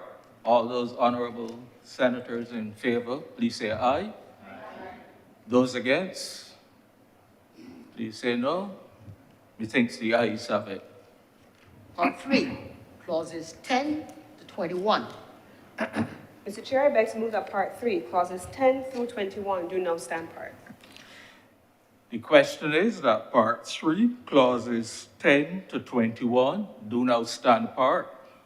Stand apart. All those honorable senators in favor, please say aye. Those against, please say no. Methinks the ayes have it. Part 5, clauses 22, I'm sorry, Part 4, clauses 22 to 25. Mr. Chair, I beg to move that Part 4, clauses 22 to 25 stand apart. The question is that Part 4, clauses 22 to 25 stand apart. All those honorable senators in favor, please say aye. Aye. Those against, please say no. Methinks the ayes have it. Part 5, clauses 36, 26, beg your pardon, to 32. Mr. Chairman, I beg to move that Part 5, clauses 26 through 32 do now stand apart. The question is that Part 5, clauses 26 to 32 stand apart. All those honorable senators in favor, please say aye. Aye. Those against, please say no. Methinks the ayes have it. Part 6, clauses 33, 35. Mr. Chairman, I beg to move that Part 6, clauses 33 to 35 stand apart. The question is that Part 6, clauses 33 to 35 stand apart. All those honorable senators in favor, please say aye. Those against, please say no. Methinks the ayes have it. Part 7, clauses 36 to 41. Mr. Chairman, I beg to move that Part 7, clauses 36 through 41 stand apart. The question is that Part 7, clauses 36 to 41 stand apart. All those honorable senators in favor, please say aye. Aye. Those against, please say no. Methinks the ayes have it. Part 8, clause 42. Mr. Chairman, I beg to move that Part 8, clause 42 stand apart. The question is that Part 8, clause 42 stand apart. All those honorable senators in favor, please say aye. Those against, please say no. The ayes, methinks the ayes have it. Part 9, clauses 43 to 52. Mr. Chair, I beg to move that Part 9, clauses 43 through 52 do now stand apart. The question is that Part 9, clauses 43 to 52 stand apart. All those honorable senators in favor, please say aye. Aye. Those against, please say no. Methinks the ayes have it. The first schedule. Mr. Chair, I beg to move that the first schedule, be the first schedule to the bill. The question is that the first schedule, be the first schedule to the bill. All those honorable senators in favor, please say aye. Aye. Those against, please say no. Methinks the ayes have it. The second schedule. Mr. President, I beg to move that the second schedule be the second schedule to the bill. The question is that the second schedule be the second schedule to the bill. All those honorable senators in favor, please say aye. Aye. Those against, please say no. Methinks the ayes have it. Third schedule. Mr. President, I beg to move that the third schedule be the third schedule to the bill. The question is that the third schedule be the third schedule to the bill. All those honorable senators in favor, please say aye. Aye. Those against, please say no. Methinks the ayes have it. Fourth schedule. Mr. President, I beg to move that the fourth schedule be the fourth schedule to the bill. The question is that the fourth schedule be the fourth schedule to the bill. All those honorable senators in favor, please say aye. Aye. Those against, please say no. Methinks the ayes have it. Fifth schedule. Mr. Chair, I beg to move that the fifth schedule be the fifth schedule to the bill. The question is that the fifth schedule be the schedule to the bill. All those honorable senators in favor, please say aye. Aye. Those against, please say no. Methinks the ayes have it. Sixth schedule. Mr. Chair, I beg to move that the sixth schedule be the sixth schedule to the bill. The question is that the sixth schedule be the sixth schedule to the bill. All those honorable senators in favor, please say aye. Aye. Those against, please say no. Methinks the ayes have it. Seventh schedule. Mr. Chair, I beg to move that the seventh schedule be the seventh schedule to the bill. The question is that the seventh schedule be the seventh schedule to the bill. All those honorable senators in favor, please say aye. Aye. Those against, please say no. Methinks the ayes have it. Eighth schedule. Mr. Chair, I beg to move that the eighth schedule be the eighth schedule to the bill. The question is that the eighth schedule be the eighth schedule to the bill. All those honorable senators in favor, please say aye. Aye. Those against, please say no. Methinks the ayes have it. Ninth schedule. Mr. Chair, I beg to move that the ninth schedule be the ninth schedule to the bill. The question is that the ninth schedule be the ninth schedule to the bill. All those honorable senators in favor, please say aye. Aye. Those against, please say no. Methinks the ayes have it. Mr. Chair, I beg to move that the 10th schedule be the 10th schedule to the bill. The question is that the 10th schedule be the 10th schedule to the bill. All those honorable senators in favor, please say aye. Aye. Those against, please say no. Methinks the ayes have it. Mr. Chair, I beg to move that you do not report to His Honor the President the passing of one bill in committee. The question is that I now report to His Honor the President the passing of one bill in committee. All those honorable senators in favor, please say aye. Aye. Those against, please say no. Methinks the ayes have it.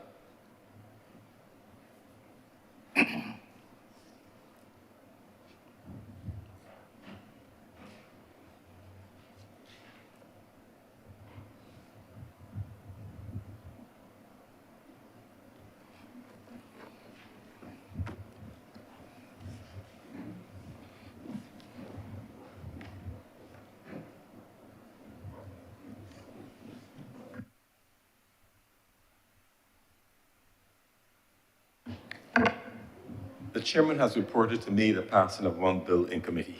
Senator Cummins. Mr. President, I beg to move that this bill now be read a third time. The question is that this bill be read a third time. Honorable senators in favor, please say aye. Aye. Those against, please say no. They think the ayes have it. Senator Cummins. Mr. President, I beg to move that this bill do now pass and be cited as a facilitation of International Maritime Traffic Act of 2024. The question is that this bill do now pass and be cited as the facilitation of Maritime Traffic Act 2024. Will all honorable senators in favor, please say aye. Aye. Those against, please say no. You think the ayes have it? This bill is now passed and so cited.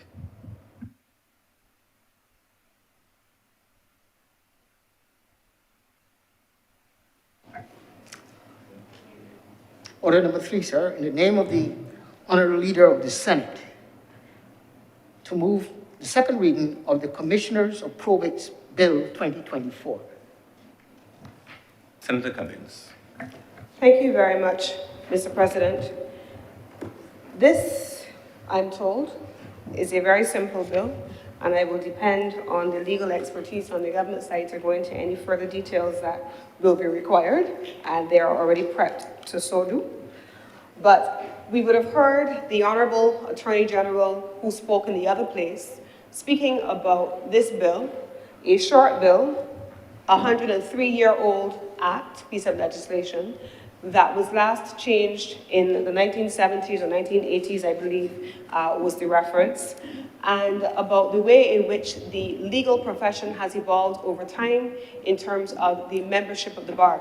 I believe you would have heard the Honorable Attorney General speaking about the fact that the bar currently has over 1,000 officers now registered as attorneys at law called to the bar, and therefore, in his view, at the time, this piece of legislation, which covered just a few things, really had become largely outdated, but also the purposes for which commissioners of probate were being used were also being used, was also still necessary despite the expansion of the legal profession. You heard the Honorable Attorney General say in the other place, specifically on the method of remuneration, he made a reference to the fact that those persons were remunerated in an antiquated system at $4 for each document that they witnessed and how they wanted to change that.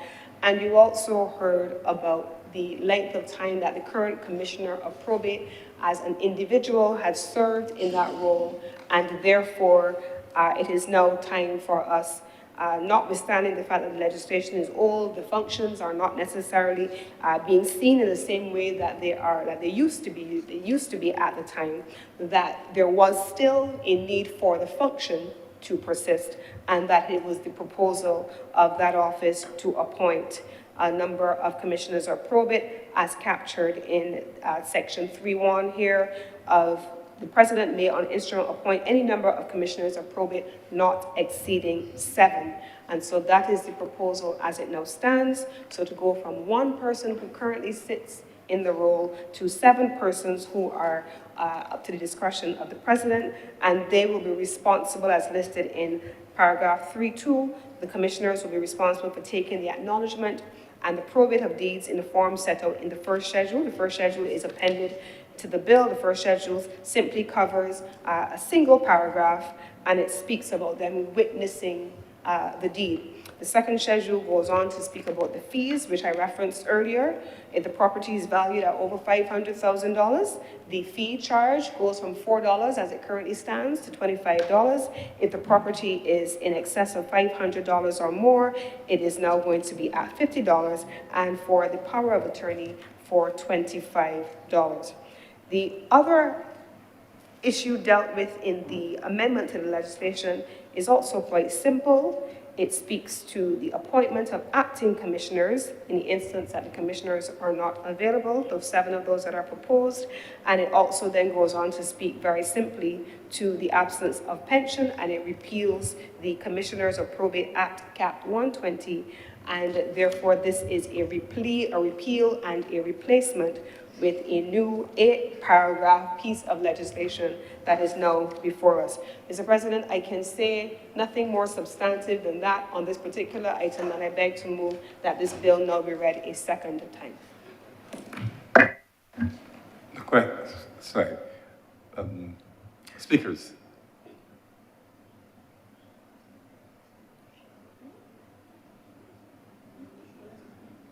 The speakers? If there are no speakers, I'll close the debate. Senator Tate.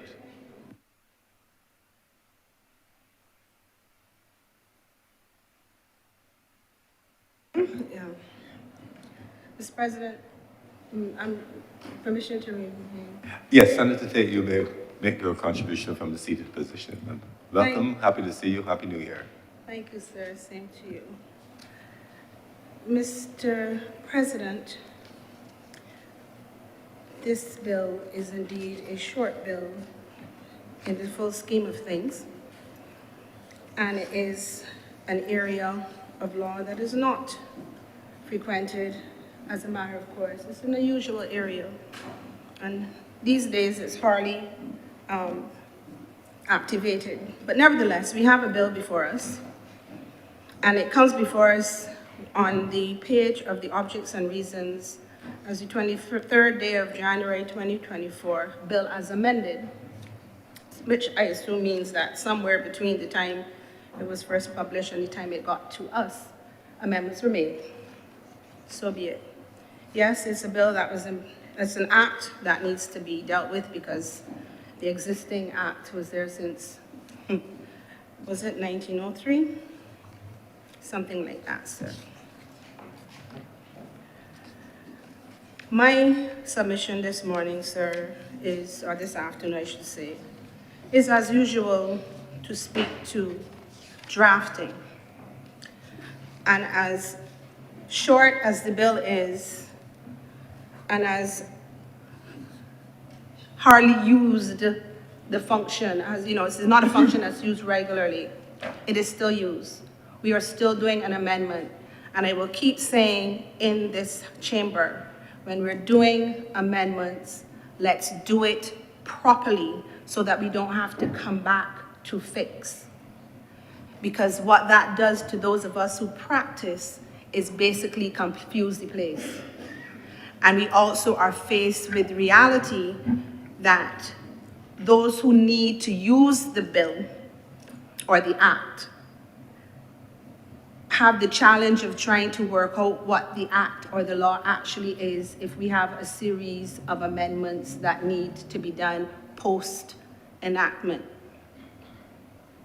Now, sir, if I can draw your attention to clause 3.2 of the proposed bill, which speaks to, and I quote, "The commissioners of probate shall be responsible for taking the acknowledgement and the probate of deeds in the form set out in the first schedule," which means that the form set out in the first schedule is legislated and must be followed in order to effect the purpose and the action of any commissioner of probate.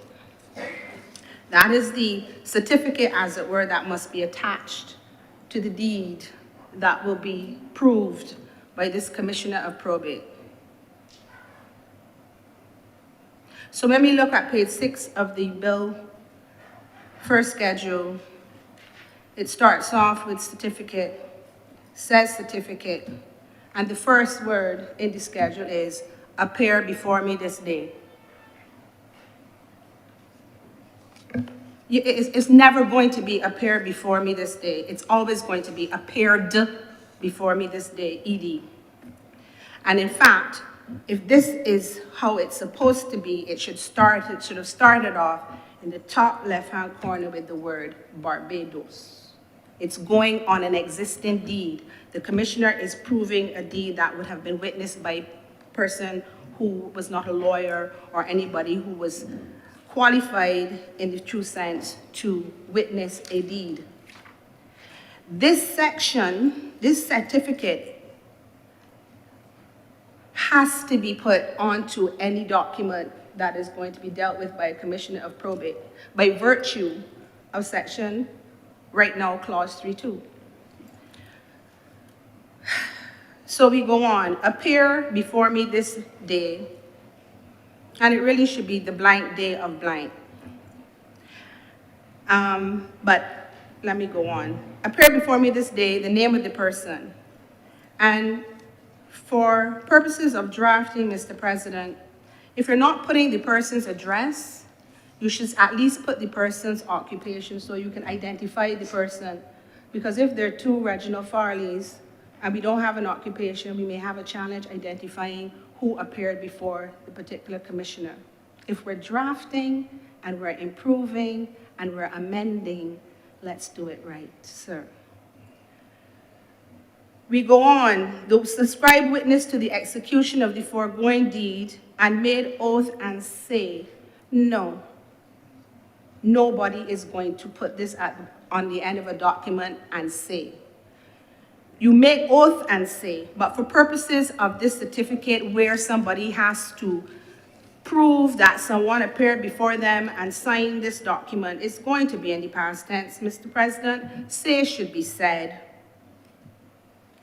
We go on to the next line. After the line, you have "the executing party to the foregoing duly signed."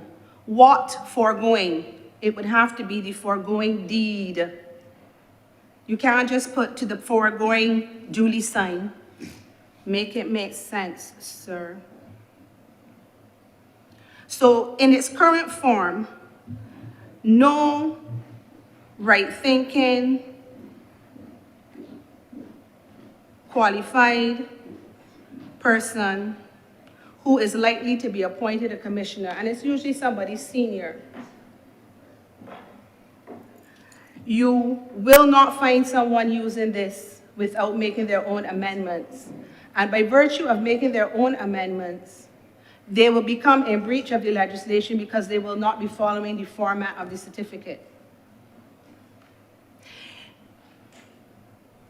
The executing party to the foregoing duly signed can't work. It is the same way we would say for regular documents, signed, sealed, and delivered, or signed and delivered, or signed. It is usually in the past tense. But I go on, Mr. President. This makes provision for a single person who would have witnessed a deed. But there are other types of persons, there are other situations where you will have persons in this category. And I would submit that, first of all, this certificate should properly be labeled ordinary probate certificate when there's one person. But there are situations where there are two or more persons that sign before a witness. There's also situations where it could be executed, the document could have been executed by a company, and it could have been executed by an attorney. And since clause 3.2 makes it mandatory that this particular clause goes at the bottom of the document to be proved, it stands to reason so as to ensure that commissioners of probate don't breach by virtue of putting a certificate other than that which is in the schedule, that the schedule should make provision for all possible forms that can be put at the bottom of a document, because it's not only ever going to just be a single person. There are other scenarios that could arise. So for purposes of compliance and to ensure that a commissioner of probate is not forced to create their own certificate, which by virtue, again, as I said, makes them operate in breach of the legislation because there is a form set out in the legislation, we need to relook the certificate, fix the certificate, and then make provision for the other types of certificate that could be possible in the event that it's not just a single person whose signature has to be proved. Now, there are some people who might feel that this is extra, as young people will say, but if we are amending, and so as not to have to come back to make provision for it, and so as not to have commissioners of probate who are appointed by the President of Barbados. So this ain't an inky-dinky appointment. Inky-dinky is probably not parliamentary. So let me say, it's not an ordinary appointment. You have to be appointed by the President. So why not make the legislation that which it can, so that it can stay as is? It doesn't have to come back for amendment. And it always bothers me that things come to the Senate, and this one came already amended, so nobody bothered to look at the certificate. The main thing that is provided for in the body of the legislation that must go at the bottom of the document, and it has errors and it needs grammatical correction. It continues to concern me because this one was short, but we do this all the time. And the time has come when we need to be able to draft, and we need to draft properly, and we need to get things right the first time so that, as I've said ad nauseum, we don't have 2024-1 all the way up to 24, all the way to double E after going through the entire alphabet like how we had to do with NIS.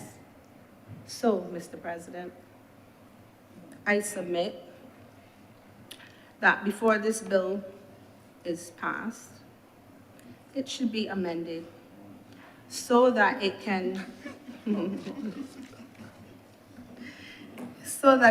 be properly put into the annals of our legislation. It really is high time that we get it right. And Kadir, this one is a short one, sir. This one is short. So it really could have, somebody could have spent a little more time. And if you look at the precedents in the law books, every one of them, without more, appeared, ED before me, makes provision for occupation, makes provision, made oath that she was present, blah, blah, blah. So if you didn't know what to do, go to the precedent. I have one here with all the types of certificates available. It's not rocket science, sir. So while there was a lot about we needed to amend it so that it becomes, you can charge more fees, I don't know, $4 and $25 seems to be in the same category of paucity, but that seems to be the standard depending on the particular role that has to be played. You took out the reference to private examination of married women. I agree that needed to come out. And we made provision for, well, actually, the Chapter 120, as it currently stands, makes provision for up to 7 commissioners. So that's not a change. That's just a continuation of the existing act. Can we just get the legislation right, send it back, fix it, bring it back, and then the body of the legislation is, to my mind, fine. The challenge is that the most important part, which is the part that has to go on the documents, needs amendment. As usual, sir. We need to do better, sir. Not we, they. Much obliged to you, sir. Thank you very much, Senator Tate. Senator Kevin Boyce. Good afternoon, Mr. President. Good afternoon, colleagues. I was waiting to hear my fellow Senator Nichols, who I had seen on the list, because I know he's a lot more emphatic when it comes to making statements, but I believe there's a method to the order.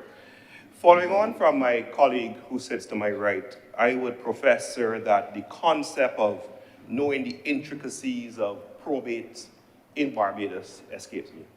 So my contribution, as always, seeks to bring a collaborative approach to what I see from my perspective to be the issues relating and surrounding or seemingly indeed within the legislation, and perhaps seek to engage in a dialogue by which we come to an understanding and an approach which allows things to work.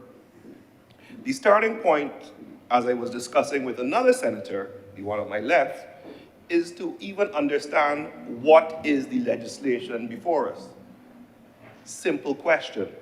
Now, the bill, as set out, says an act to repeal and replace the Commissioners of Probate Act, Cap 120, and to provide for the appointment of the Commissioners of Probates and matters related thereto. What are Commissioners of Probates and what do they do?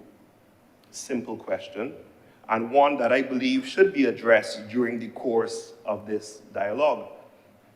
Now, sir, Commissioners of Probate, from my interaction, deals with the attestation of documents. And when we say, again, we use these big words, attest means to witness something that is done. As Senator Tate would have just pointed out, there are some concerns which then find themselves in the realm where Senator Nichols and I operate with regard to what you call proper attestation. So these persons are persons of import because these matters, while seemingly inconsequential at the time, lead to differences which then require resolution by the courts and end up filling the pockets of lawyers. And we know no one likes that, sir. But let's look at it generally, and then we will build ourselves to the narrow scheme of it.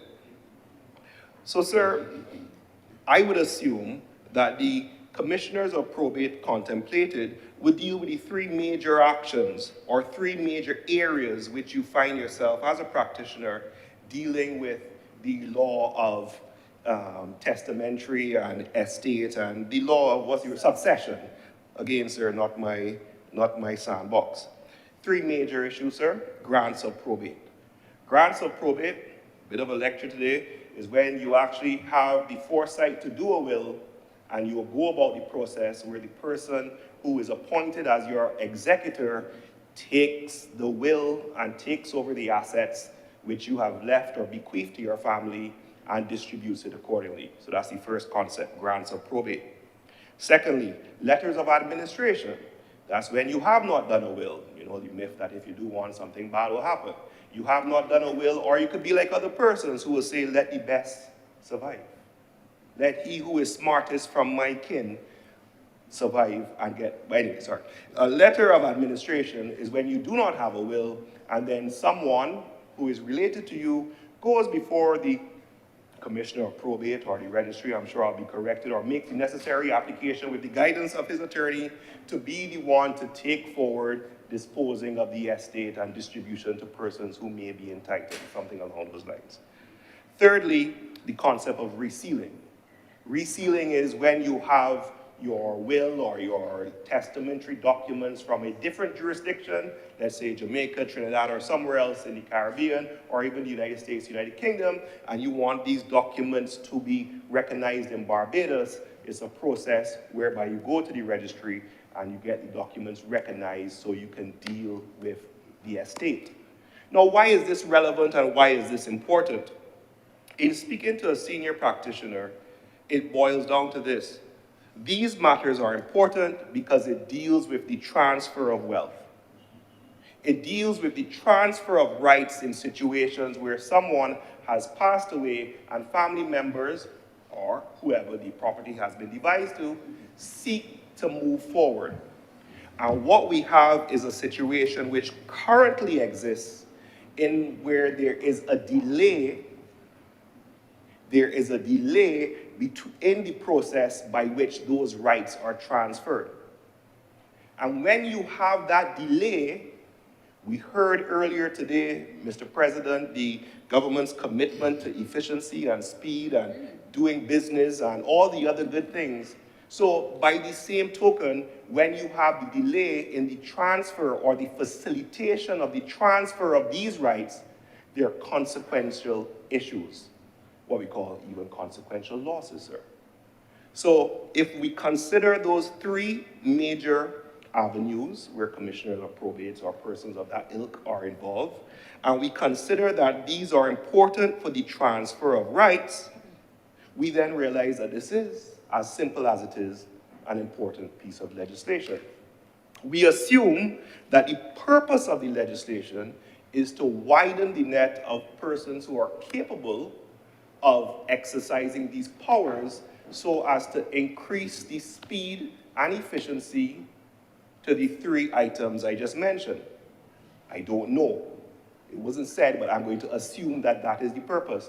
You know, as it said that was the purpose. In other words, from my thinking, the more persons you have dealing with this problem, the more persons you have dealing with grants of probate, letters of administration, and resealing, the faster these things could be done.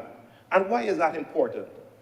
Sir, currently, the time frame for getting a grant of probate in the Registry of Barbados is 18 to 24 months. And that's short. 18 to 24 months, sir. However, I come with data, anecdotal as it may be. In Trinidad, as of October 2023, it was 6 years.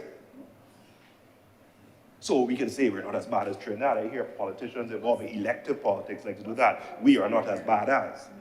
However, on the other side of the spectrum, Jamaica's current wait time is 6 months. 6 months in Jamaica. So we can say that we are not as bad as, and we could also say that we're not as good as, but we like to lead. So we set ourselves in the parameters of what we seek to do. So perhaps the aim of this legislation is to increase the speed and efficiency by which these things are done. I don't know. I know. Assigning the document. Now, I don't know whether they're utilized for these purposes, but this is relevant to the purpose of what the legislation is being dealt with.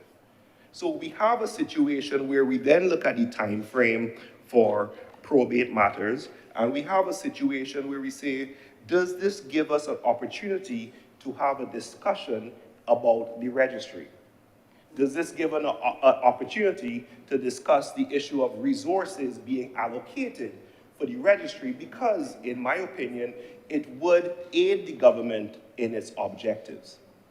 So, some ideas, sir, and which we wish to draw to the attention, sir, is the fact that, simply put, currently, when you're going through these three processes that were identified, you still have to rely on manual searches. Now, what that means to the non-practitioners is that when someone is going about the exercise that we spoke about, you still have to go in the registry or have your clerk, go and search the file manually. Of course, that leads to the risk of human error, one, by the clerk who's doing the search, although the clerks, for the most part, are a lot more thorough than some of the attorneys. And then, of course, there is the risk that the information which the clerk is reporting on has not been updated. So in other words, certain firms and practitioners give qualifications about the search that was done, by this was done by a human who had to rely on another human, and at the time of doing the search, it cannot be said with all certainty that all the information related to the file has been put on the file. That's a truism. That's a truism. So you call those qualifications which are being put into the process. So as we have this discussion about commissioners of probate, perhaps considerations could be made by the powers that be with regard to facilities for those in the registry who deal with related issues for the concept of automation in relation to the recording, which would then allow for quicker searches. And we heard the government today praising the efforts of the homegrown window that was done, single window that was done by the developers within the port. So certainly they ought to be commended, and maybe that type of exercise can relate and be encouraged within the registry as it currently stands. And sir, as we talk about the registry, I continue to use this forum to bring attention to issues which practitioners face. Now again, we have spoken here about the registry and online filing, and I'm pleased to report that the online filing is progressing. However, an issue which has come up in recent days with the online filing, and again, it's tangentially connected to the area that we're discussing, is the relation of the Easy Pay system with regard to the practicality of getting documents uploaded. There is now an issue when you have big documents, because sometimes you have voluminous matters, sir, to do with issues that impact Barbados and things that have to be paid, and there's a lot of evidence. And the concept, sir, where you used to take one document with 2 pages and it's easy to upload it. But what happens when you have a document with 2,000 pages? What happens when you have a document with 2,000 pages, which you then have to attach a fee to, but the persons are trained to charge for each page? You then have a consequential increase of cost, which has not been contemplated. And there's another factor, sir. Because the online filing is not as reliable as it could be, practitioners are often forced to still provide judges and the registry with hard copies of the documents. So it's raised not as a condemnation, but as an encouragement to say that we have started to see the impact. However, there are still some teething pains, and if those who have access to the coffers, you could turn things, or you turn and you get flow of revenue and resources, that while this area may seem simple, it is important to the commerce and to doing business in Barbados as identified by the leader of government business. So all in all, I believe the legislation is one, subject to the comments raised by my colleague, Senator Taze, in relation to the, sir, again, it seems granular, but these things do have an impact. But the purpose, and as indicated, the body of the legislation is one which I believe ties into the government's purpose with regard to business efficiency.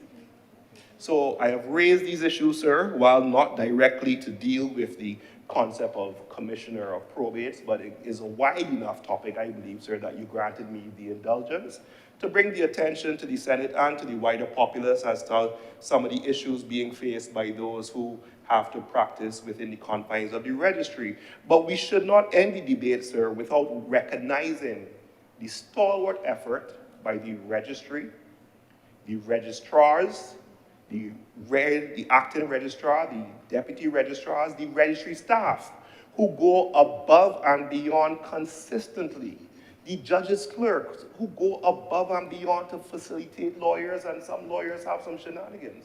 Not the ones in here, sir. But certainly they go above and beyond to facilitate doing the business for the people and the citizens of Barbados. But there's only so much that we can expect from persons if we do not give them the adequate funding and resources to do their job. And then we turn around and complain about delays. So, let us be fair. Let us be cognizant that we are all in this together, inspired by the words of the new Senator Morris, and have a dialogue which seeks to make the legislation work in the best interests of the citizens of Barbados. I thank you, sir. Thank you very much, Senator Kevin Boss. Any more speakers on this matter? Senator Cummings.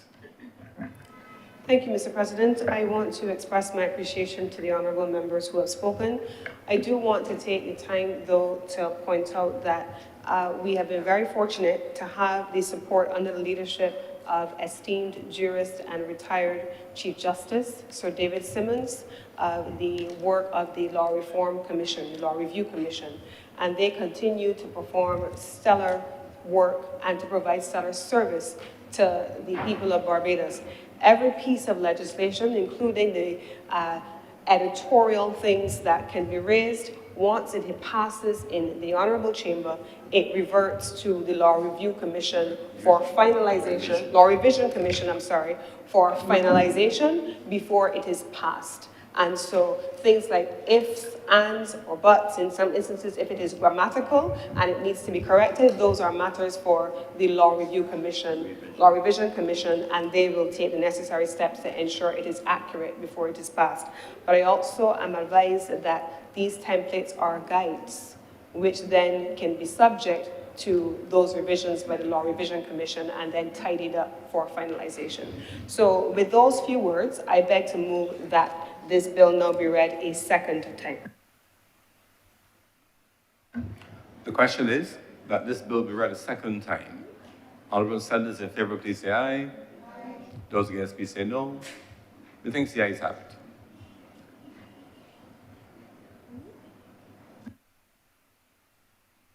Senator Cummings.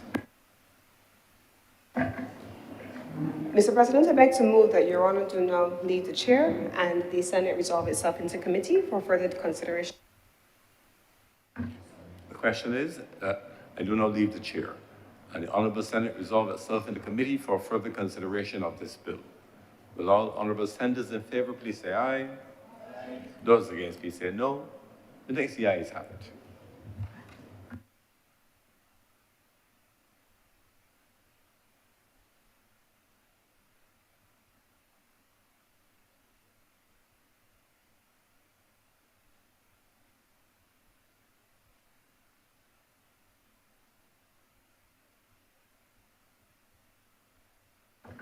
Senate is in committee.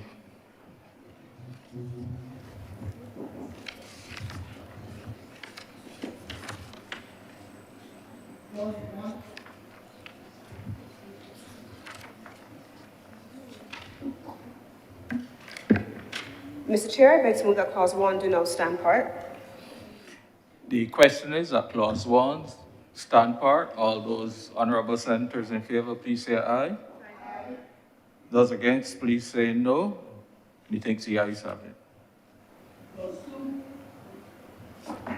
Mr. Chair, I beg to move that clause 2 do now stand part. The question is that clause 2 do now stand part.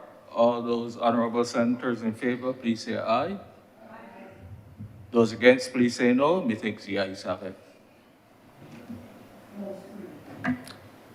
Mr. Chair, I beg to move that clause 3 stand part. The question is that clause 3 do stand part. All those honourable senators in favour, please say aye. Those against, please say no. Methinks the ayes have it. Clause 4. Clause 4, I beg to move that clause 4 do now stand part. The question is that clause 4 do stand part. All those honourable senators in favour, please say aye. Aye. Those against, please say no. Methinks the ayes have it.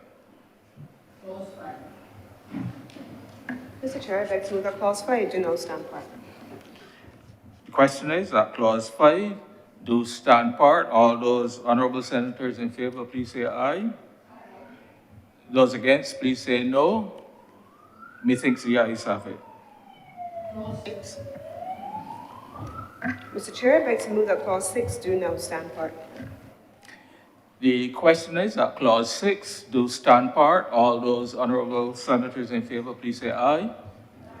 Those against, please say no. Methinks the ayes have it. Mr. Chair, I beg to move that clause 7 do now stand part. The question is that clause 7 stand part. All those honorable senators in favor, please say aye.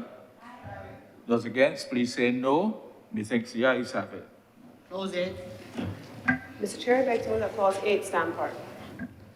The question is that clause 8 stand part. All those honorable senators in favor, please say aye. Those against, please say no. Methinks the ayes have it. First schedule.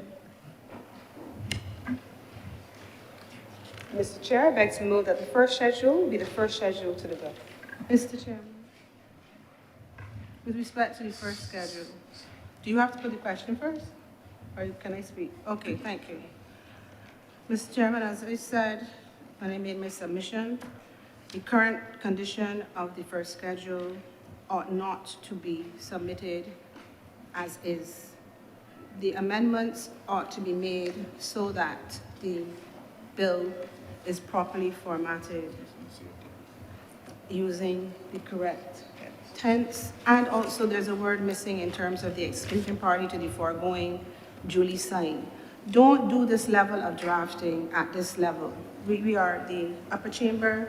We need to have standards, Mr. Chairman, and I respectfully submit the amendments are sufficiently germane to the content of the certificate, which, as I said before, locks down the commissioners of probate in clause 3, subclause 2. They have to put this at the end of the documents.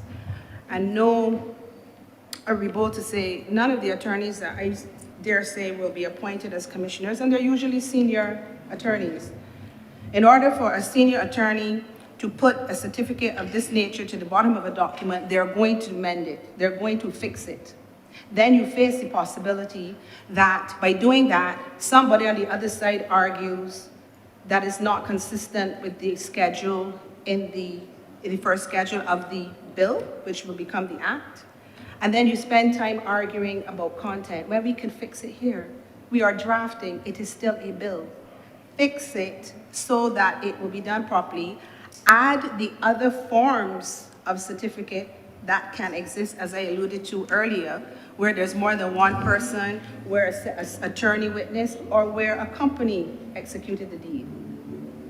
This needs to be done. If we're doing it, do it properly. And this certificate should be properly labeled ordinary probate certificate, because there are different forms of certificate that can go to the end of a deed. And we don't need to be making ground for monkey to rampant because it's not done the right way. Commissioner of Probate does it the right way. It's inconsistent with the bill or the legislation, so there's a problem. There's an appeal.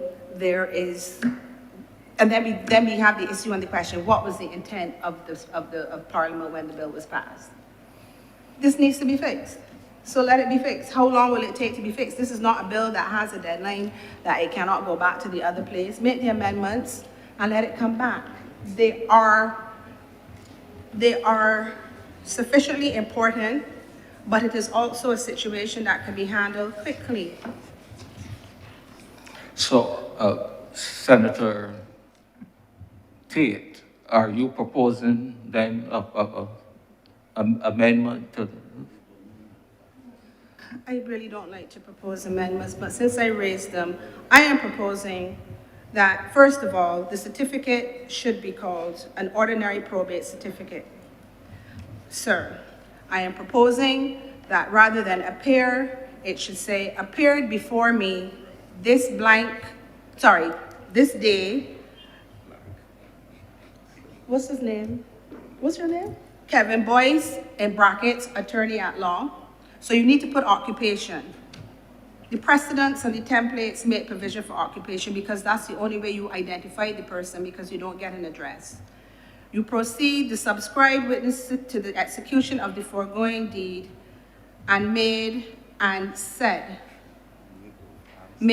and said that he or she was present and saw the within named whoever, the executing party to the foregoing deed, or whatever the document is, because it could be deed, it could be a deed poll, it could be whatever it is. You just use deed, or you can put in brackets the type of deed. But you can't just have the executing party to the foregoing duly signed. The foregoing what? Sign, seal, and deliver the same as for his, her free and voluntary act and deed. So, was that clear? Appeared, said, foregoing deed, name it ordinary probate certificate, and then make provision for where two or more persons signed before one witness, where the execution was done by a company, or where the execution was done by an attorney at law. Mr. Chairman, those are my submissions to make this make sense, because otherwise we're once again passing legislation that we know has flaws, and God knows when they would get addressed, because I'm still waiting on the Barbados Water Authority amendment, when they were supposed to make provision for the residential persons, and certain people promised that we would come back, and we are still into our 4th or 5th year and they didn't come back. So previous leaders of government business made grandiose promises, but they never were fulfilled. So on a serious note, if we are amending and upgrading, let us do it properly. I can send you, let me show you the precedent template here. I'm not making it up. And we need to do it properly because it is coming from our chamber. I again say I don't understand how it gets to us when there are other lawyers in the other place, but sometimes people don't pay attention to schedules. But the reality is this schedule is important because it's tied directly to clause 3.2. So the Commissioner of Probate is, by all intents and purposes, supposed to put this certificate at the bottom of the document. To deviate puts them in breach of the legislation. To do it this way reflects on their integrity and their standard. No senior attorney is going to put this at the end of a document. I can say that because I wouldn't, and I'm a senior attorney. They're not going to do it because it's a reflection of it looks like you've made a mistake. So fix it now. There's no, like the NIS, we did it on the 29th of November, and it was to be come into effect on the 1st of December. We don't have that kind of pressure with this. So let's fix this one. Let's get one before it's too late. Thank you, Mr. Chairman. Mr. Chairman, following on from my colleague, perhaps the persons on the government side responsible, I think the main crux of the argument, if I could attempt to assist, at the end of the day, sir, the certificate, the tense use seems to be the present while it's referring to a past event. Now, the precedence which I'm seeing here says appear should be appeared and say should be said. No, I don't. And so there is a precedent and a guideline, and maybe if they can seek guidance from the parliamentary council who would have advised, maybe there's a purpose as to why they're using the present tense, and that could resolve the current debate that we're having here in committee. And this is the purpose for committees when we have the legislation to have this type of dialogue. So if someone could give some assistance from the government side.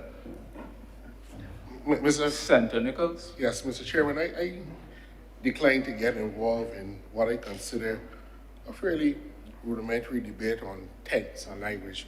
But there are interpretations that can make sense of the present tense, because the certificate is what the commissioner certifies at that moment and not speaking prospectively. So if you're speaking prospectively so that the certificate is something that you sure that it was certified on an earlier date, it would read in the past tense. But it can also make sense if the certificate reads in the present tense, that you appear before me this day and I certify at this time. So while I take the points made by the honorable senators, I don't see that there is much of a ado to say that the persons will not use this, or lawyers will not use this certificate. I also understood one of the points made by Senator Tate was that the persons are signing these documents and coming to have them attested by the Commissioner of Probate are not sufficiently delineated and defined in the certificate. But the truth is that the deed to which they append their names will set out who they are and the capacity in which they are executing the document. So the execution of the document is the important thing, but the attestation of that is done by the Commissioner of Probate to prove that it has been done. So you don't need to repeat the status and legal capacity of the persons who are executing the document in the certificate, because the deed itself will sufficiently set out the context in which persons are executing the transaction. So I don't really want to get involved in it, but it is not sufficiently in my mind to delay the passage of the bill over matters of grammar and text, because there is a alternatively proper legal basis for these words that exist in the present text. Thank you, Mr. Chairman. Mr. Chairman, I disagree with Senator Nichols. And moreover, the precedents that are used by the draftsmen support my position. So what he is doing, no disrespect, we have templates that we follow.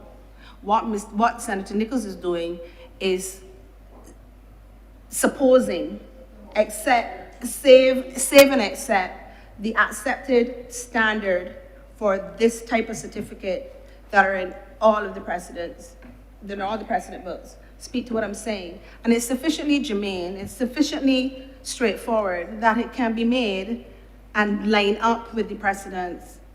And then we still have the missing word. And I would be bold to say that the occupation, apart from the fact that it's provided for in the templates, helps to identify the person who is signing, who would not, the commissioner was not a party to the original document.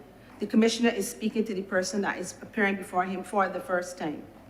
So, if we're doing it properly, Mr. Chairman, it is submitted that that's what should be done. If it's not going to be done properly, well then I expect that what will happen as usual, it will be passed. But I couldn't sit here as a senior counsel aware of how things are supposed to be done, particularly in areas of probate. Queen's Counsel, I'm senior, but I'm a Queen's Counsel. I could not sit here and not bring it to the Senate's attention that there is a way, there is a standard, there is a template, there are templates, and I realize that Senator Nichols did not address the other types of certificate that also ought to be included in this legislation, because there are different scenarios that these certificates are going to be needed for. Thank you, Mr. Chairman. Senator Cummings?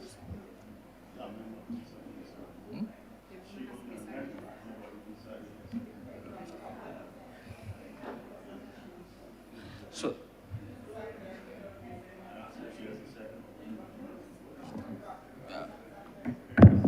at this time, you don't have a seconder for But Chair, I'd like to second the motion that Senator Tate has proposed in terms of making amendments to the schedule to the bill.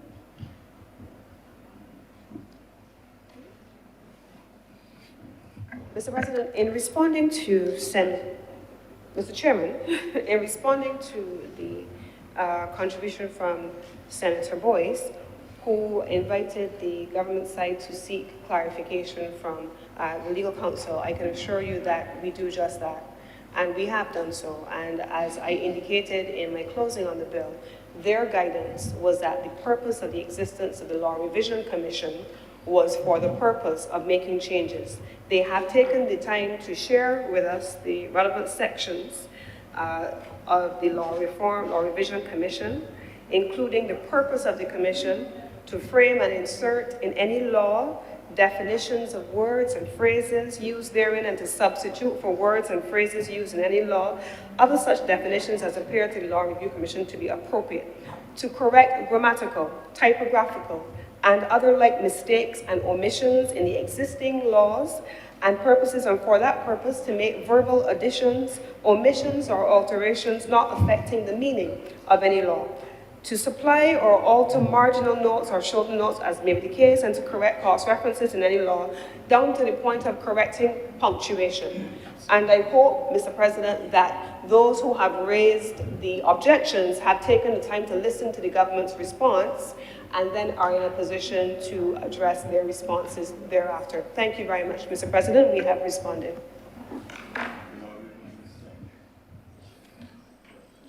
Thank you, Leader of Government Business. So I understand the position of government is passed, and it will go to the Law Review Commission, Law Reform or Review? Review to correct any issues. Thank you. Mr. Chairman, you know, I just need to say, that is nonsensical if it can be fixed without going to law revision.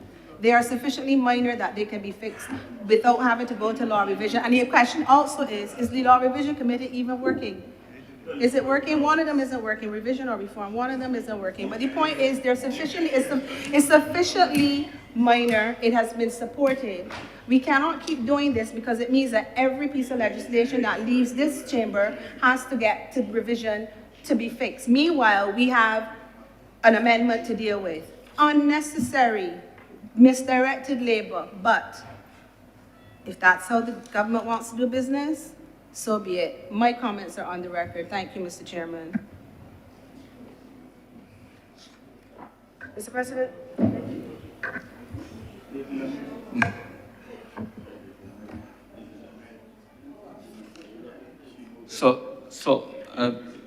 Senator Tate, are you withdrawing then that? No. So your proposed amendment still stands? Yes, without a doubt. Okay. Absolutely. Thank you, Senator Okay. Walker. So we have to do her proposed amendment first. You got Okay.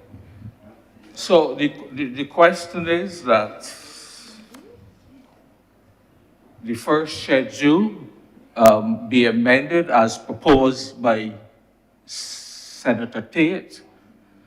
All those honorable senators in favor, please say aye. Aye. Those against, please say no. No.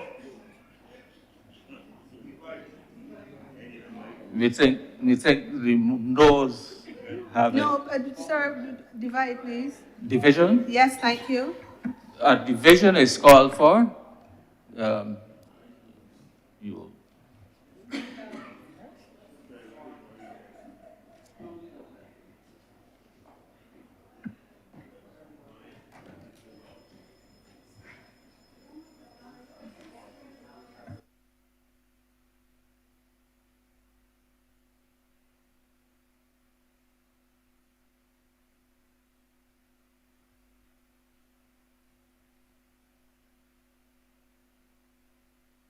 Will you put the question again, please?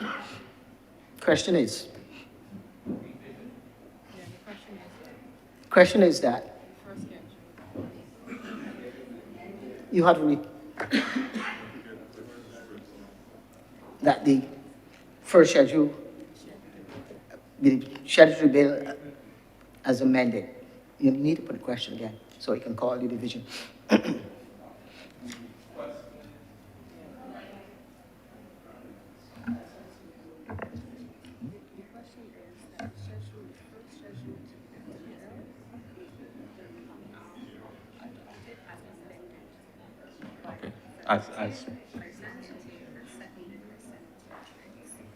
Okay. So just put the question again. The question is that the schedule First schedule. as with the proposed amendment be now the schedule, the first schedule to the bill. All those honorables, and we did, okay. Senator Cummings? No. No. No. Senator Marlboro, nay? As amended. Oh, yeah. He said as amended.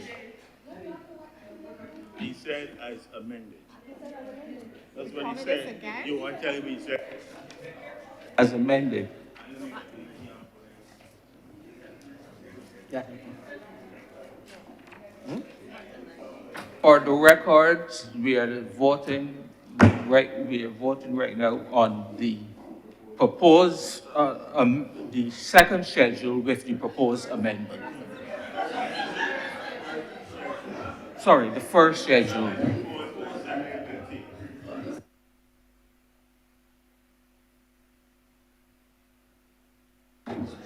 is that the first schedule be amended.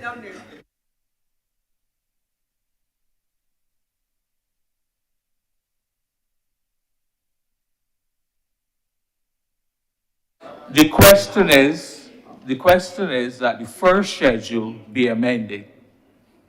All those honorable senators in favor? You're calling my name.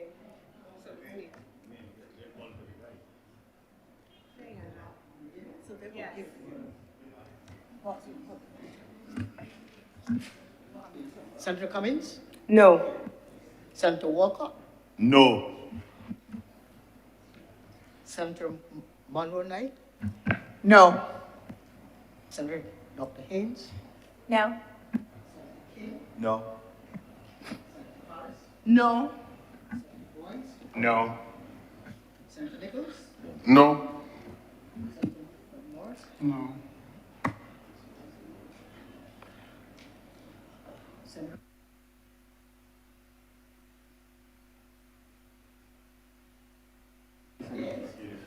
Yes. Just to be clear, since there's some doubt. No. I am in support of the amendments proposed by Senator Tate. So that is a yes, but there seems to be some doubt as to what the vote is. So I am in support of the amendments as proposed. I would like a little clarity. So yes. Yes.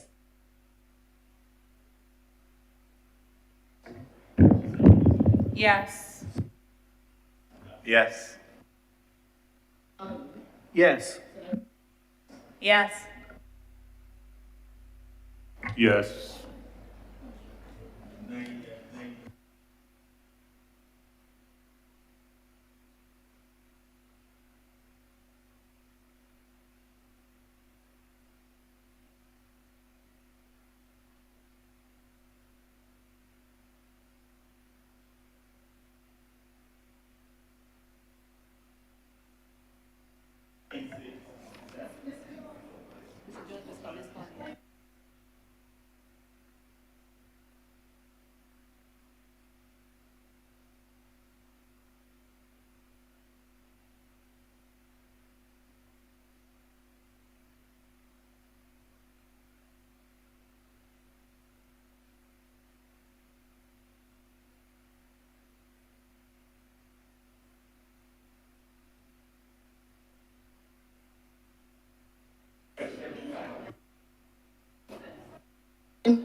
Chairman of the committee. 10 honorable senators voted no, and 7 honorable senators voted aye.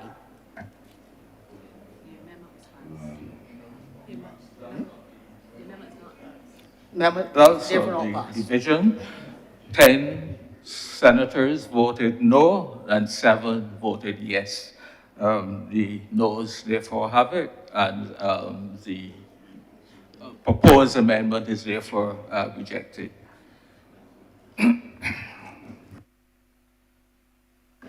Mr. President? No, Mr. President, I do, however, want to take the opportunity, for the benefit of all, to reiterate the point which has been made, that the proposed changes, where meritorious, will be sent to the Law Review Commission.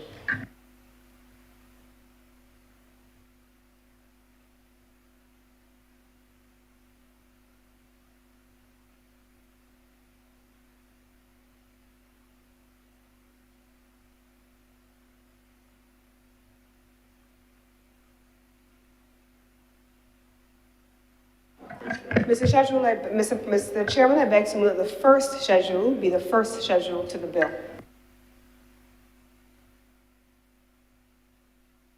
The question is that the first schedule be the schedule to the bill. All those honorable senators in favor, please say aye. Those against, please say no. Methinks the ayes have it.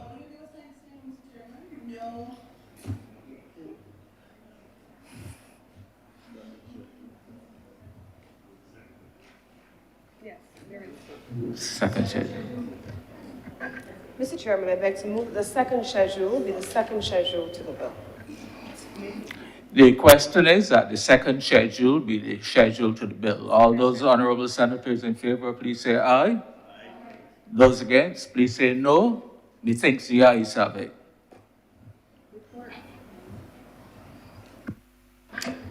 Mr. Chair, I beg to move that you do now report to His Honor the President the passage of one bill in committee. The question is that I now report to His Honor the President the passing of one bill in committee. All those honorable senators in favor, please say aye. Aye. Those against, please say no. Methinks the ayes have it.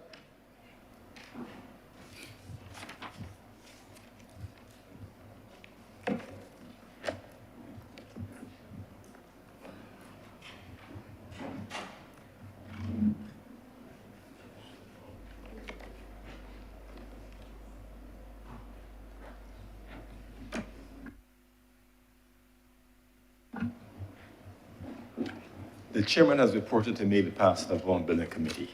Senator Cummings. Mr. President, I beg to move that this bill now be read a third time. The question is that this bill be read a third time. Honorable senators in favor, please say aye. Those against, please say no.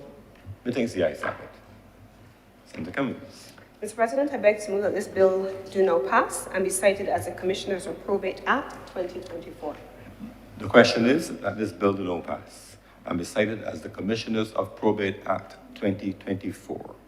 Will all honorable senators in favor please say aye? Aye. Those against please say no. Methinks the ayes have it. This bill is now passed and so cited. Senator Cummings. Mr. President, I beg to move that this honorable chamber do not break for lunch, do not be suspended for lunch, to resume at 3:15 p.m. The question is that the Honorable Senate do now be suspended until 3:15 p.m. today. Will all honorable senators in favor please say aye? Aye. Those against please say no. Methinks the ayes have it. The sit is suspended until 3:15 p.m. today. You take it back.